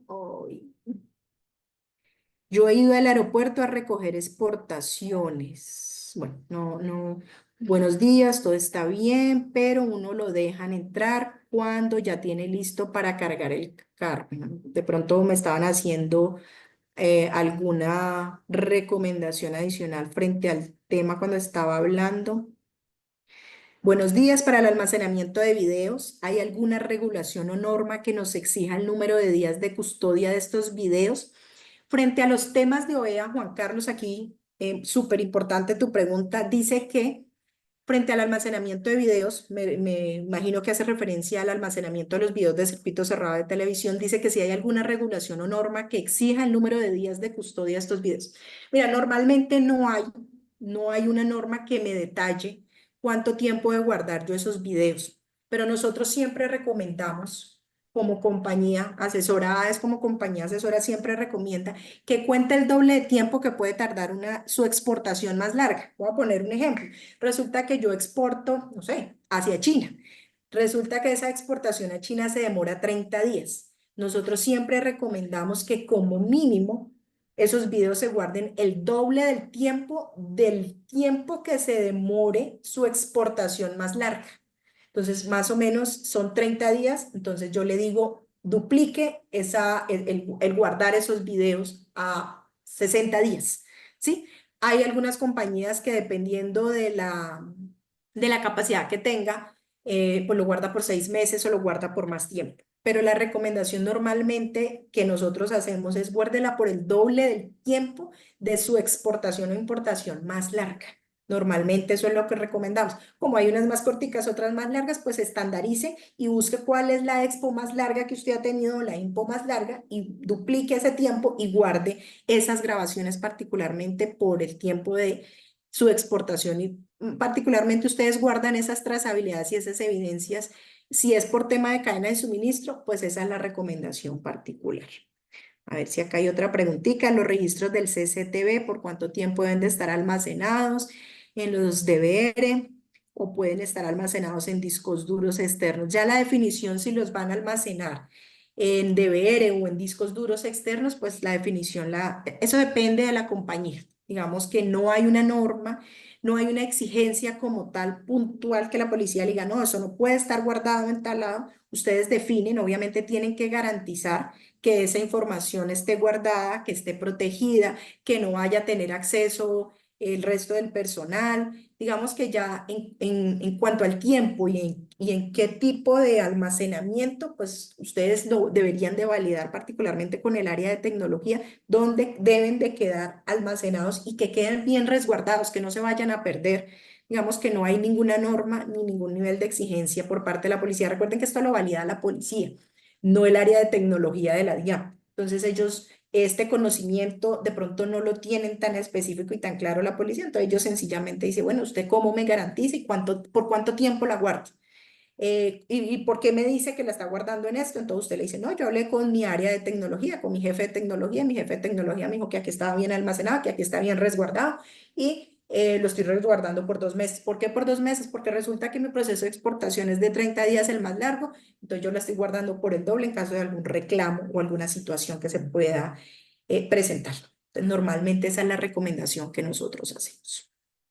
Bueno, creo que ahí no hay más preguntitas. Voy a cerrar aquí el chat y continuar con este capítulo 4, que es el capítulo de control de acceso físico. Este capítulo de control de acceso físico particularmente hace referencia al control de acceso físico a las instalaciones de la compañía que se va a calificar OEA. Pero también podemos encontrar que nos pueden validar el control de acceso físico a las instalaciones de aquellos terceros de mi compañía que en algún momento guardan mi carga, recepcionan mi carga importada o almacenan carga que posteriormente voy a despachar para exportación.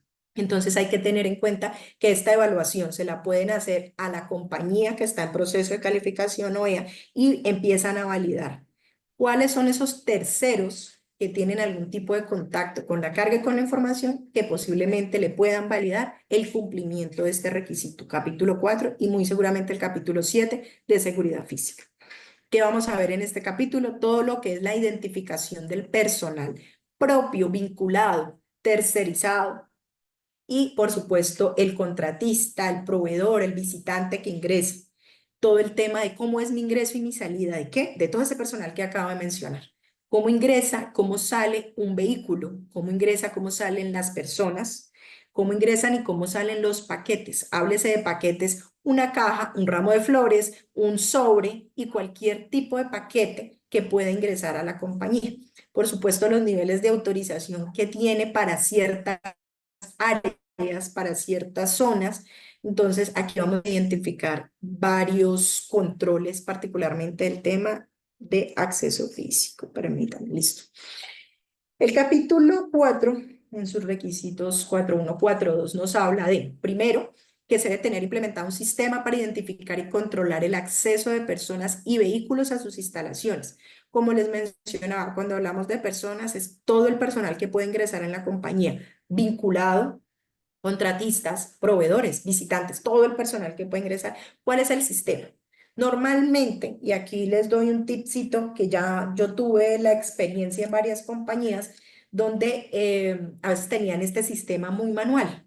Eran compañías grandes y tenían el sistema manual. ¿Qué es un sistema manual? Resulta que ingresaba y tenían una lista en una hoja Excel, pero impresa en papel, y ahí anotaban el nombre de la persona que ingresó, la hora, eso lo pueden seguir haciendo, pero ya la policía no está aceptando. A veces le dice, venga, usted es una empresa que puede invertir un poquito en un sistema más automatizado. Entonces uno siempre recomienda, por lo menos para aquellas empresas pequeñas que no tienen la capacidad para adquirir un sistema automático de control de acceso, pues que apliquen, al menos monten un Excel bien montadito, que lo guarden en una carpeta y que tenga acceso, digamos, que no se vaya a perder.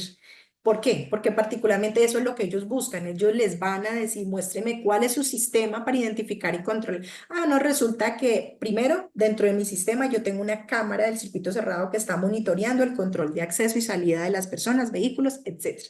Entonces, eso va detallado en ese procedimiento y eso forma parte de mi sistema para identificar y controlar acceso de personas y vehículos.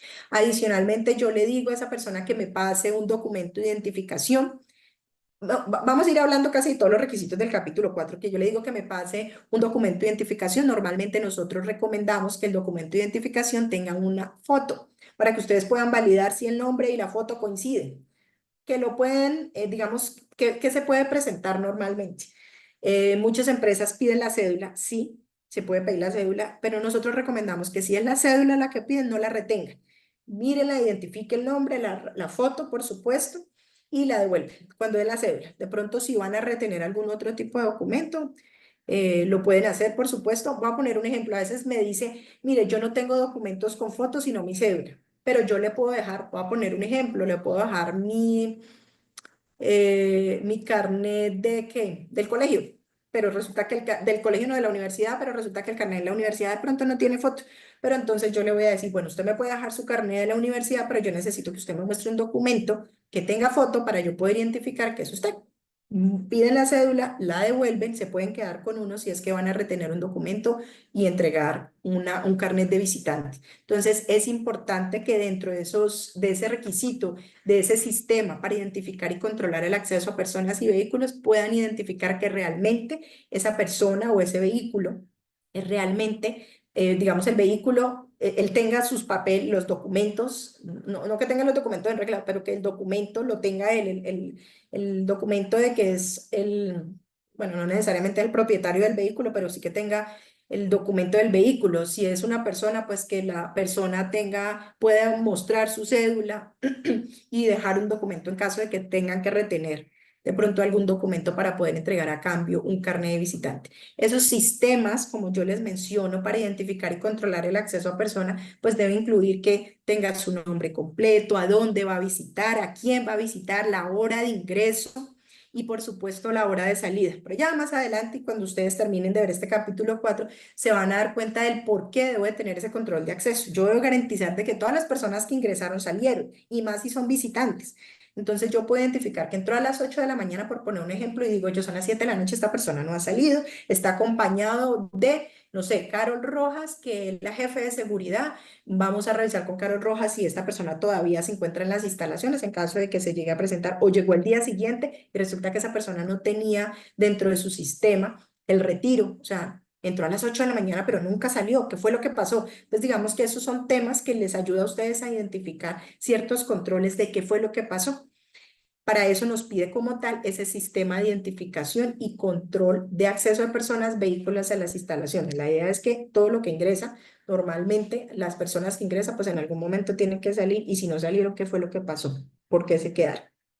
Eso es importante que lo tengan documentado en sus procedimientos, particularmente móntense un manual de seguridad física y controles de acceso físico o móntense un procedimiento de seguridad física y un procedimiento de controles de acceso físico. Si se dan cuenta, aquí tampoco habla de un procedimiento, pero vuelve y juega. Todo debe estar documentado. Permítame un segundo que por aquí vea algo en el chat. Listo, por acá nos hacen un comentario, Jorge, donde dice, la norma en ese sentido de retención de documentos está quedando atrás, pues hoy en día ya todo es digital y nadie carga documentos físicos. Eso es cierto, eso totalmente es cierto. Ahorita tenemos la cédula digital.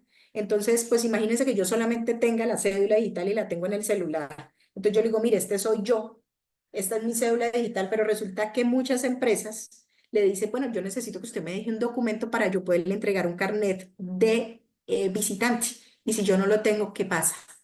Entonces, ese comentario de Jorge es súper importante y por supuesto deben de contemplar ese tipo de situaciones que se pueden presentar. Normalmente, bueno, yo soy de las personas que siempre carga como mínimo mi cédula física, de pronto más documentos, ¿no? Una tarjeta de débito o crédito en el bolsillo, pero sí, específicamente sí es importante que las empresas empiecen a contemplar que ahorita la cédula también ya la solicitan física, perdón, digital y es totalmente válido.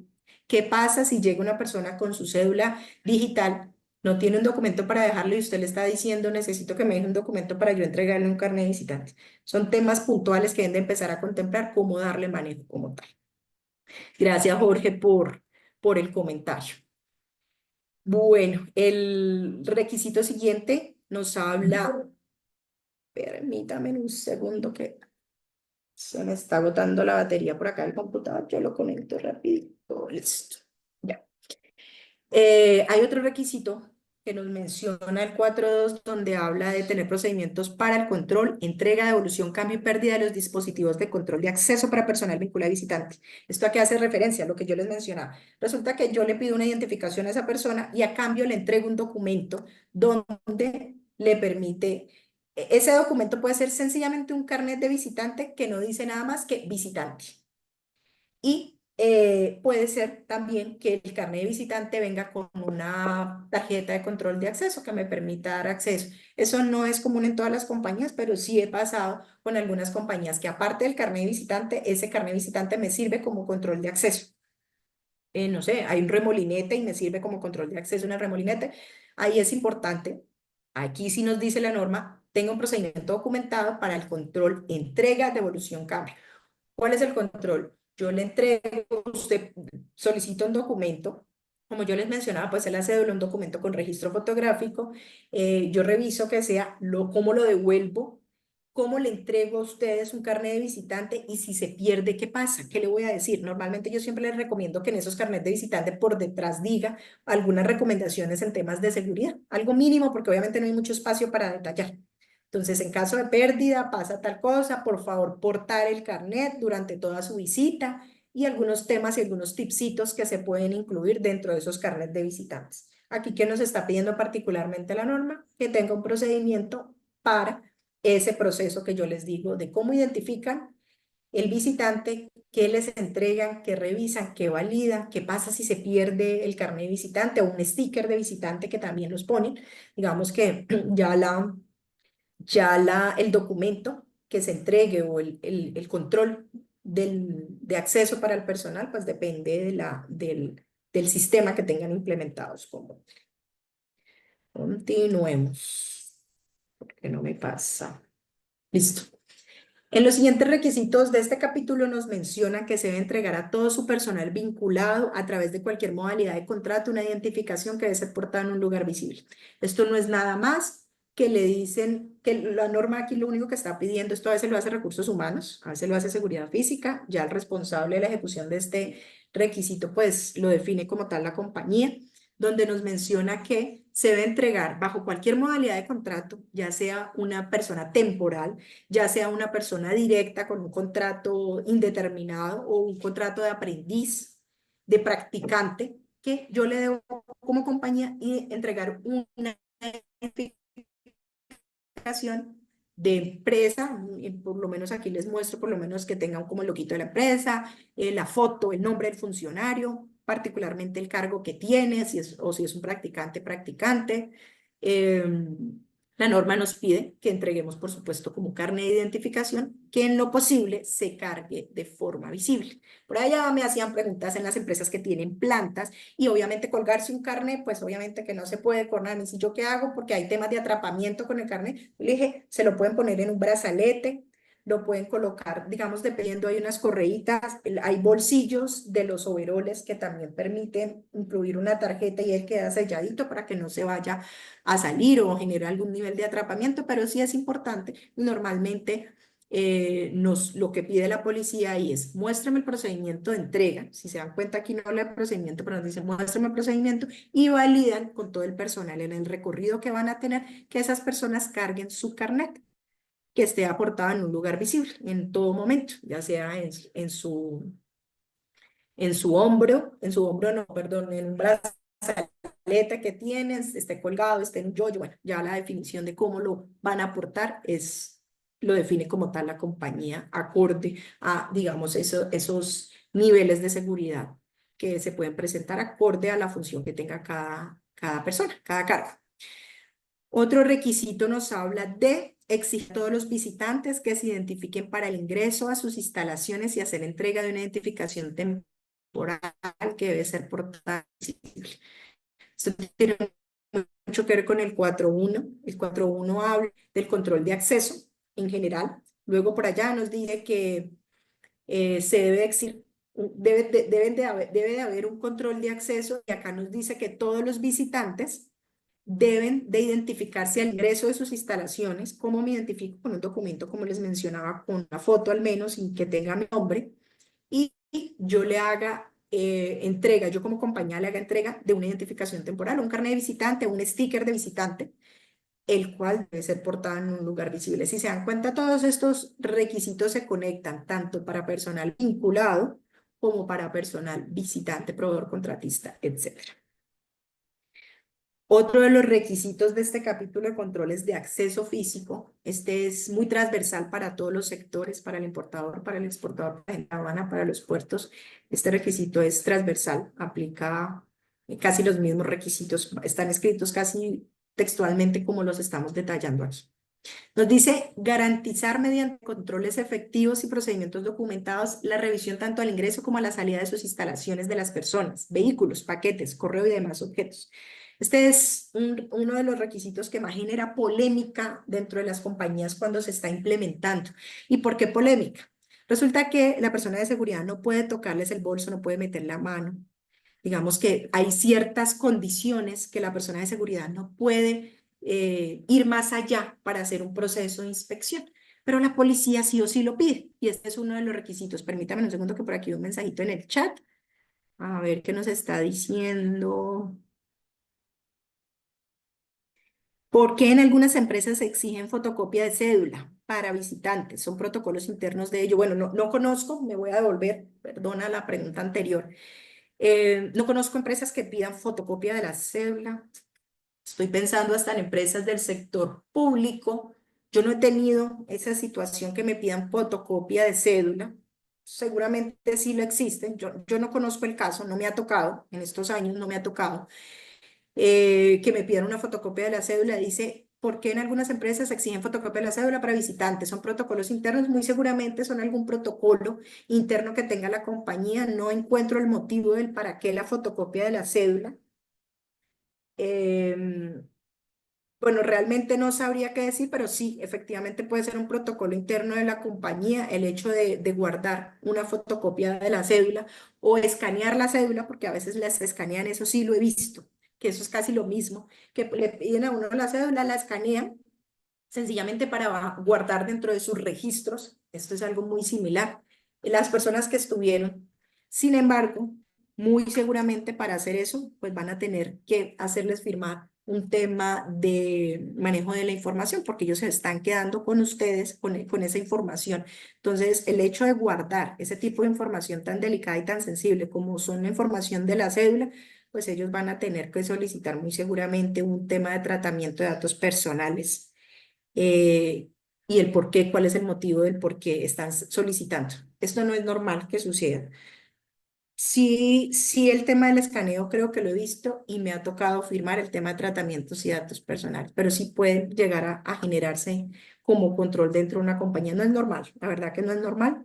Como les menciono, solamente lo piden es para poder validar que usted es quien realmente dice o la persona que se está presentando en las instalaciones de dicha compañía. No es normal que saquen una fotocopia de la cédula.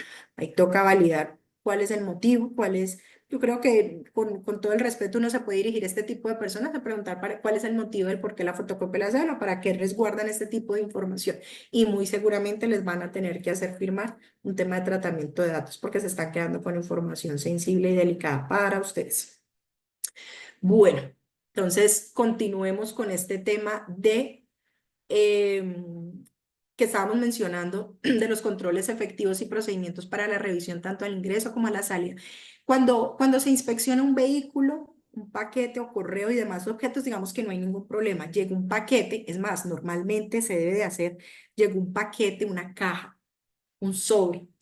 Las personas que hacen la recepción de esos paquetes, de esos sobres, de ese correo, es importante que tengan una capacitación de paquetería y correspondencia. Yo no sé si ustedes recuerdan hace mucho tiempo que mandaban dentro de los sobres y cartas antras.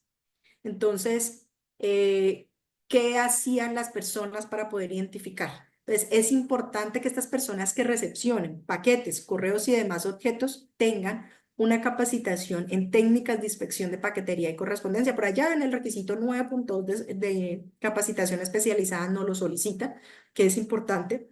Ustedes no deberían de recibir, voy a poner un ejemplo de lo que puede pasar. Ustedes recibieron un sobre y el sobre dice para, pero no dice de. Normalmente una de las recomendaciones es cuestione por qué no lo dice. No es común que un sobre para una empresa diga para, llegue a la portería, pues, y diga para y no diga de. Esto empieza a generar una serie como de sinsabores y de preguntarse, pero ¿por qué dice para y no dice de? Entonces, eso es importante que ustedes empiecen a visualizar como compañía y las personas que recepcionan estos paquetes y correos que estén capacitadas de qué es lo mínimo que le deben validar a un paquete. ¿Cómo identifican que un paquete o un correo puede ser sospechoso? Pues digamos, para eso existe una capacitación particular. A nivel de vehículos, lo mismo. Si ustedes pueden ver aquí en la imagen, normalmente hay unos procesos mínimos para poder hacer una inspección de vehículos. Esa inspección de vehículos es tanto para vehículos propios, para vehículos de terceros y para todo tipo de vehículos cuando ya ingresa el vehículo que va a hacer la carga o la descarga. Vamos que el proceso de inspección, la idea es que se haga normalmente desde la portería, un primer filtro, y ya cuando llegue al área logística, descargue o cargue, pues se haga la continuación de esa inspección de esos vehículos que van a carga o descarga. Y a nivel de personas, digamos que vuelve y juega aquí el tema de la polémica. Esto es una lotería realmente, el hecho de hacer una inspección. Las personas abren su bolso, pero créanme que a veces las maletas tienen 3, 4, 5 cierres y pueden abrir el cierre que está vacío, o pueden abrir el cierre donde tiene, no sé, su maquillaje. Y no pasa nada y no ven nada. Digamos que de pronto no es mucho lo que se puede identificar. Sin embargo, pues la norma lo pide y vuelve y juega. Es el tema de controversia en todas las empresas, pero ¿por qué me tienen que inspeccionar el bolso? O cuando hay mucha gente que va a ingresar, empresas de 9.000 empleados, dicen, ¿yo a qué horas inspecciono 9.000 personas? Entonces hay otras empresas, yo conocí una que me pareció muy particular, en ese momento le aceptaron ese control, no sé si todavía se lo siguen aceptando y ellos tenían un semáforo. Entonces resulta que todos iban pasando, iban oprimiendo el semáforo. Y el semáforo te decía si te inspeccionaban o no el bolso. Entonces, si te daba verde, pasaba. Si te daba rojo, te inspeccionaban el bolso y te hacían abrir el bolso. Eso fue ya hace ratico. Lo vi en un par de compañías. Lo mismo, a veces se subía el de seguridad a los buses que traen el personal de las compañías, a los buses de las empresas que traían el personal, y le decían, váyase bajando y por favor va abriendo su maleta.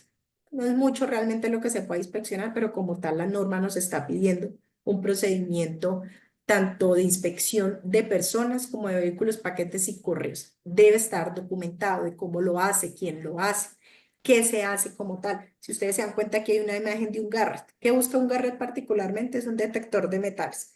¿Qué es lo que usted busca que no ingrese a la compañía? A veces el garret no es necesario. Por ahí me pasaba y por eso les mencionaba tanto la importancia del tema de la gestión de riesgos. ¿Cuáles son los controles que usted va a aplicar y qué es lo que va a mitigar? ¿Cuál es el riesgo que va a mitigar? Resulta que usted no necesita mitigar ningún riesgo de, no sé, de que entren metales. Entonces, a veces el garret, el arco, sobra. Entonces, por eso es importante que ustedes, antes de aplicar los controles en temas de seguridad, identifiquen cuáles son esos riesgos, hagan una evaluación y una valoración de riesgos para que generen las inversiones que realmente necesitan en temas de seguridad física y no generen más de lo que puede necesitar como compañía. Entonces, ahí es la importancia de lo que yo les mencionaba y por eso les recalco tanto el tema de la gestión del riesgo. Creo que por aquí hay un mensajito en el chat. Oh, no, no hay más. Solo me estaban dando el OK. Oh, listo. Bueno, otros de los requisitos del capítulo 4 nos menciona, estos son los últimos dos, si no me equivoco, el capítulo 4 nos menciona los procedimientos documentados para garantizar que los visitantes y vehículos se dirijan única y exclusivamente a las áreas autorizadas dentro de las instalaciones. Normalmente la recomendación es que los visitantes no deberían de tener zonas, o muchas compañías lo que hacen es que las zonas de parqueo de visitantes están fuera de zonas adyacentes. Cuando hablo de zonas adyacentes son a los muelles de carga o descarga o de almacenamiento de contenedores. Entonces, el procedimiento debe detallar dónde guardan los vehículos, tanto de visitantes como los vehículos, no sé, de carga o descargue, que se puedan dirigir a una zona exclusiva y autorizada. Entonces, es importante que demarquen en el piso zona de parqueo visitantes o con una imagen con señalética. Bueno, ya la definición dependiendo del espacio físico que tengan, ya verán ustedes cómo lo demarcan, que desde el control de acceso se les indique dónde debe parquear si es que hay un área de visitantes dentro de la compañía, que validen que no quede cerca a zonas adyacentes particularmente las zonas más adyacentes o más cercanas de parqueaderos son las zonas de carga y descarga o de almacenamiento de contenedores o unidades de carga. Entonces es importante, uno, que estén marcadas en el piso, zona de visitantes, solamente ahí se permite, y dos, por supuesto, que identifiquen que no quede cerca a los muelles de carga o descarga o zona de almacenamiento de contenedores. Digamos que particularmente eso es lo que validan en Vuelve y Juega. Ahí habla de procedimientos documentados, todo documentado como le gusta a la DIAN y a la policía. Para ellos lo que no está escrito no existe. Bueno, otro requisito es garantizar mediante controles efectivos y procedimientos documentados que el personal vinculado pueda identificar y afrontar a personas no autorizadas o no identificadas al interior de sus instalaciones. ¿Qué es importante aquí? Normalmente para esto, yo siempre les digo que hagan una capacitación. Esto le pueden dar manejo con una capacitación. ¿Cómo es la capacitación? Primero, ustedes les van a enseñar a su personal cómo identificar a una persona que no está autorizada o cómo afrontar a una persona al interior de las instalaciones que no está identificada. Voy a poner un ejemplo. Se supone que todos los visitantes, proveedores, empleados, ya sean contratistas, deben de tener un carnet de visitante o un carnet que los identifique como alguien que está autorizado para ingresar a la compañía. Cuando ustedes ven a una persona que no tiene ese carnet, ustedes pueden decirle o acercarse indicándole, le puedo ayudar en algo, está perdido, busca alguna persona en especial, busca algún área en especial, con mucho gusto yo lo acompaño. O si definitivamente usted dice, no, yo no me le puedo acercar a esta persona, llame al área de seguridad, estoy viendo aquí a una persona que está deambulando por no sé, por la puerta del área de producción, de la zona de almacenamiento, no está identificada, no está acompañado de ninguna persona de la compañía.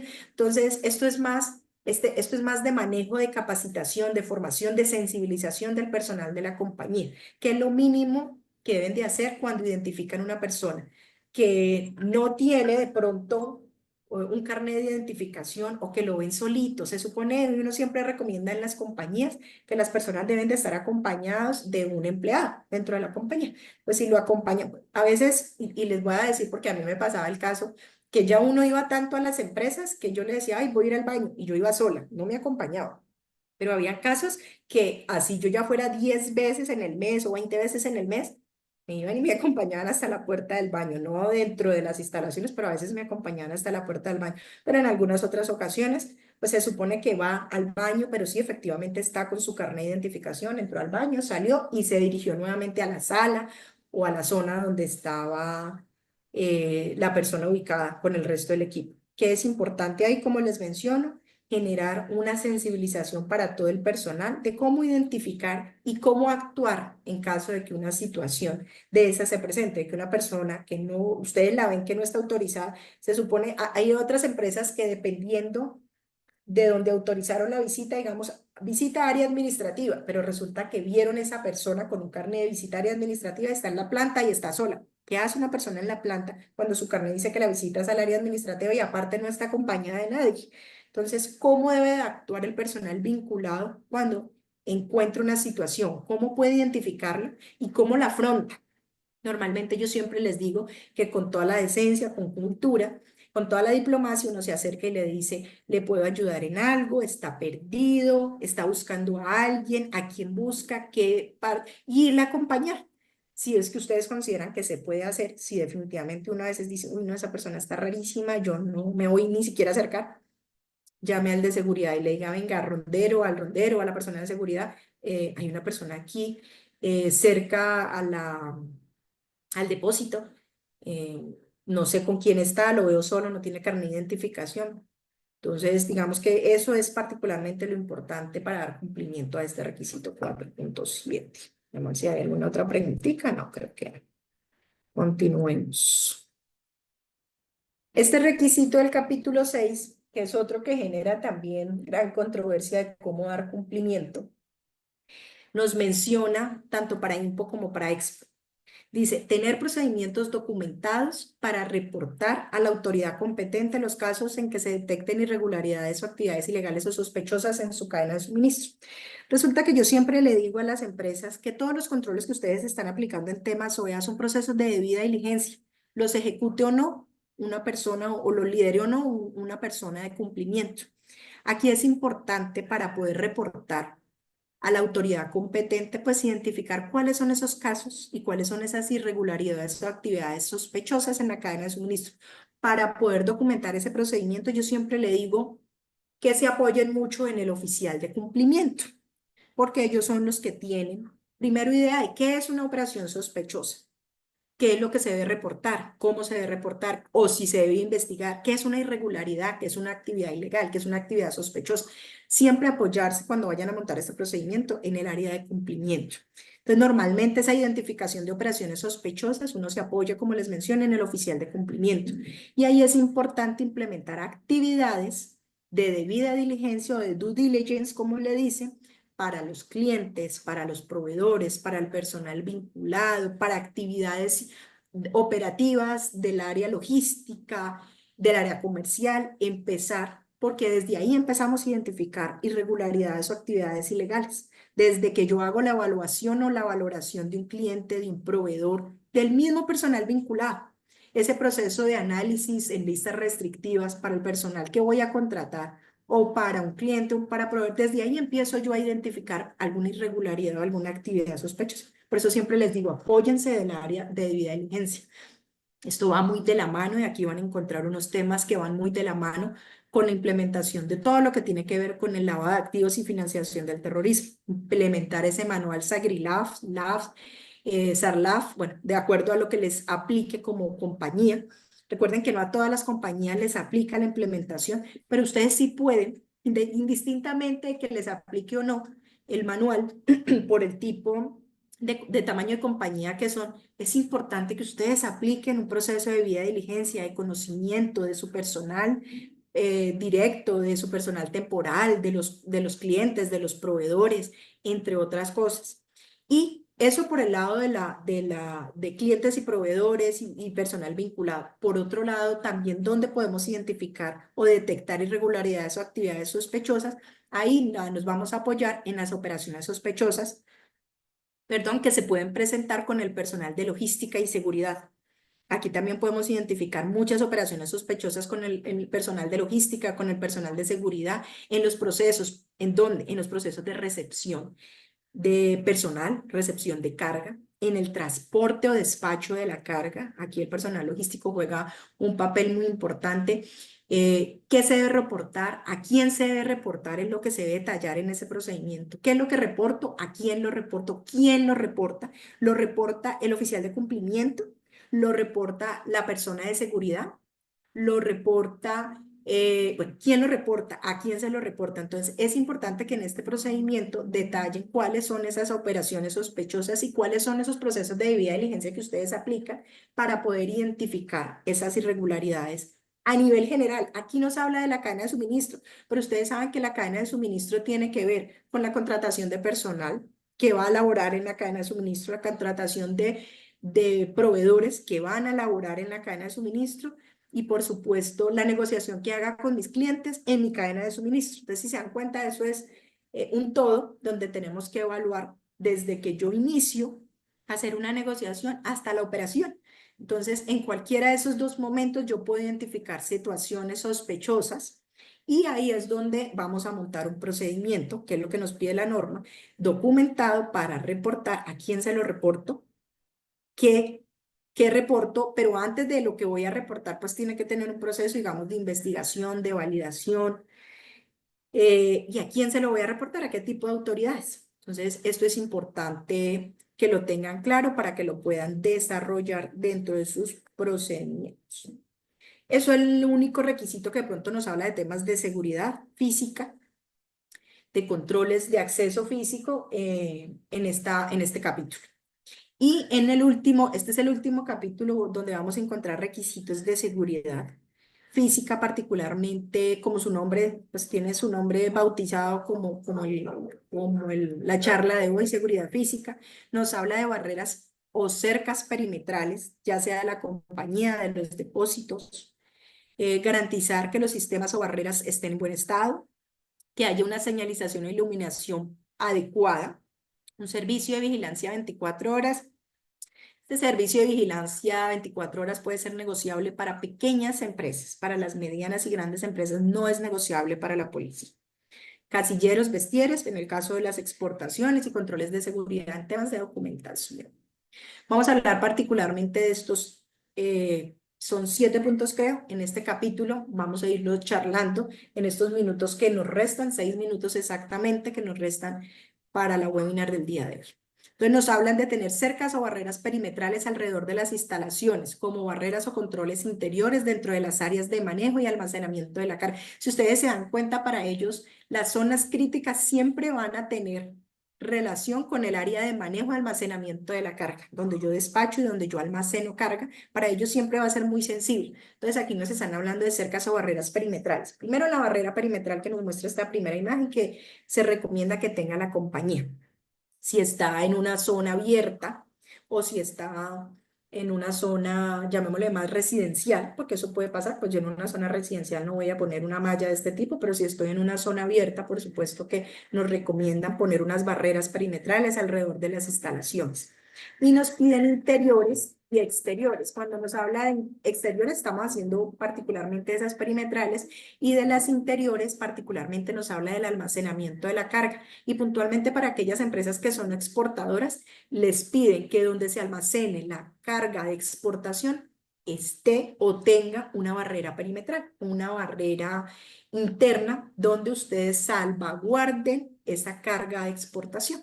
Esa es una barrera, llamémosla así, perimetral interna, donde ustedes van a guardar en la zona de almacenamiento de carga de exportación. Particularmente es cuando hay carga de exportación, la que debe estar como custodiada y monitoreada bajo una barrera perimetral. Cuando ya es carga de importación, pues ya la carga está nacionalizada, es carga nacional, ya llegó, ya conté, ya sé qué fue lo que llegó, pues esa no es tan sensible como si lo es una carga que va a ser expuesta a la exportación. Nos habla de garantizar que las puertas, ventanas, cercas y barreras interiores se encuentren aseguradas e inspeccionarlas para verificar su integridad, identificar daños dejando registro de las mismas. Con el área de seguridad física o el área de mantenimiento, que lo hacen algunas compañías, montar una lista de chequeo que puede ser semanal, eso ya depende de la capacidad que puedan de ejecutar estas rondas. Puede ser semanal, hay unos que lo tienen diaria, otras quincenal, otras mensual. Yo no recomiendo que sean espacios tan amplios porque no van a poder identificar, obviamente, si encuentra algo que no garantice pues la integridad. Entonces, espacios tan amplios de inspección de estas barreras perimetrales no es recomendable. Normalmente yo siempre les digo, háganlo al menos una vez por semana. Sin embargo, eso vuelve y juega, eso depende del tamaño de la compañía. Hay compañías que lo pueden hacer diariamente con su empresa de seguridad privada, fabuloso. Y si no, pues digamos que ahí tocaría empezar a validar cada cuánto se puede estar haciendo esa inspección. Monten una lista de chequeo, las principales puertas, las principales ventanas, las principales cercas, barreras, estamos hablando particular, que se genere una inspección. Si hay alguna novedad, se deje un registro fotográfico y se comunique inmediatamente al área de seguridad física, y en caso de que sea seguridad física o de mantenimiento, pues dependiendo de a quién le compete esa información, pues ustedes tengan la evidencia. ¿Qué nos pide también aquí la norma? Prohibir el estacionamiento de vehículos de personal vinculado y de visitante dentro de las áreas de manejo y almacenamiento de la carga o en áreas adyacentes a la entrada o salida de las mismas. ¿Se acuerdan cuando les mencionaba el tema de parqueo de los vehículos? Que donde pongan esa zona de parqueo de vehículos de visitantes estén lejos y retirados de esas zonas de almacenamiento de carga, o esas zonas adyacentes, o entradas y salidas, que son las zonas de despacho de la exportación o de recepción de una carga importante. Entonces, ese punto ya lo habíamos tocado. Garantizar que las instalaciones han sido construidas en material que resista la entrada forzada, pues esto básicamente lo colocaron para evitar que se presentaran empresas fachadas o empresas que operan en una casa. Entonces, digamos que aquí no hay ningún novedad para que estas grandes compañías, pequeñas o medianas compañías sólidas, tengan una instalación. Yo siempre les digo, detallen ahí en su procedimiento. Las instalaciones han sido construidas con concreto, no sé, en cemento, con paredes de tantos metros, bueno, que detallen un poquito de cómo ha sido la construcción y los materiales utilizados, muy a nivel genérico, por supuesto, dentro de su procedimiento de seguridad física. Y muy importante este tema, para cerrar, el tema de señalización e iluminación adecuada dentro y fuera de las instalaciones, especialmente en entradas, salidas, áreas de almacenamiento, inspección, aforo de carga, cercas, barreras perimetrales y áreas de estacionamiento. De esto se fija mucho la policía, de que esté demarcadas las zonas, digamos, de evacuación, las rutas o las zonas de las áreas críticas. Uno no pone área crítica, sencillamente uno pone área restringida, porque si yo pongo área crítica, dicen, uy, esto es crítico frente a qué. Las recomendaciones: utilicen las palabras área restringida o prohibido el acceso a personal no autorizado, sencillamente como para minimizar el acceso a esas áreas, para que las personas se den cuenta que eso está monitoreado, que hay una serie de controles específicos dentro de la compañía, el cual no permite, y que se den cuenta de que están monitoreadas como tal. Bueno, básicamente eso era lo que les quería comentar el día de hoy frente a los temas de seguridad física. No sé si tengan alguna pregunta, son las 10 en punto, haciendo honor al tiempo de ustedes y a la disponibilidad que cada uno había identificado para llevar esta webinar. Pues esto ha sido todo por el día de hoy. No sé si tengan alguna consulta adicional, si no, con mucho gusto la pueden transmitir por correo electrónico, que yo con gusto les puedo dar respuesta a alguna situación particular que se pueda presentar o alguna particularidad que de pronto no pudo quedar solucionada el día de hoy. No siendo mal, les agradezco el tiempo y el espacio a cada uno de ustedes. Muchísimas gracias para todos.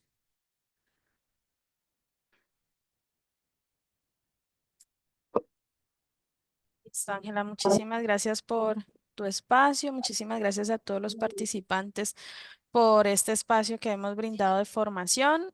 Efectivamente, como lo menciona Ángela, cualquier duda, solicitud adicional, está a su orden todos los correos electrónicos del área, así que estaremos pendientes para cualquier solicitud que se pueda presentar.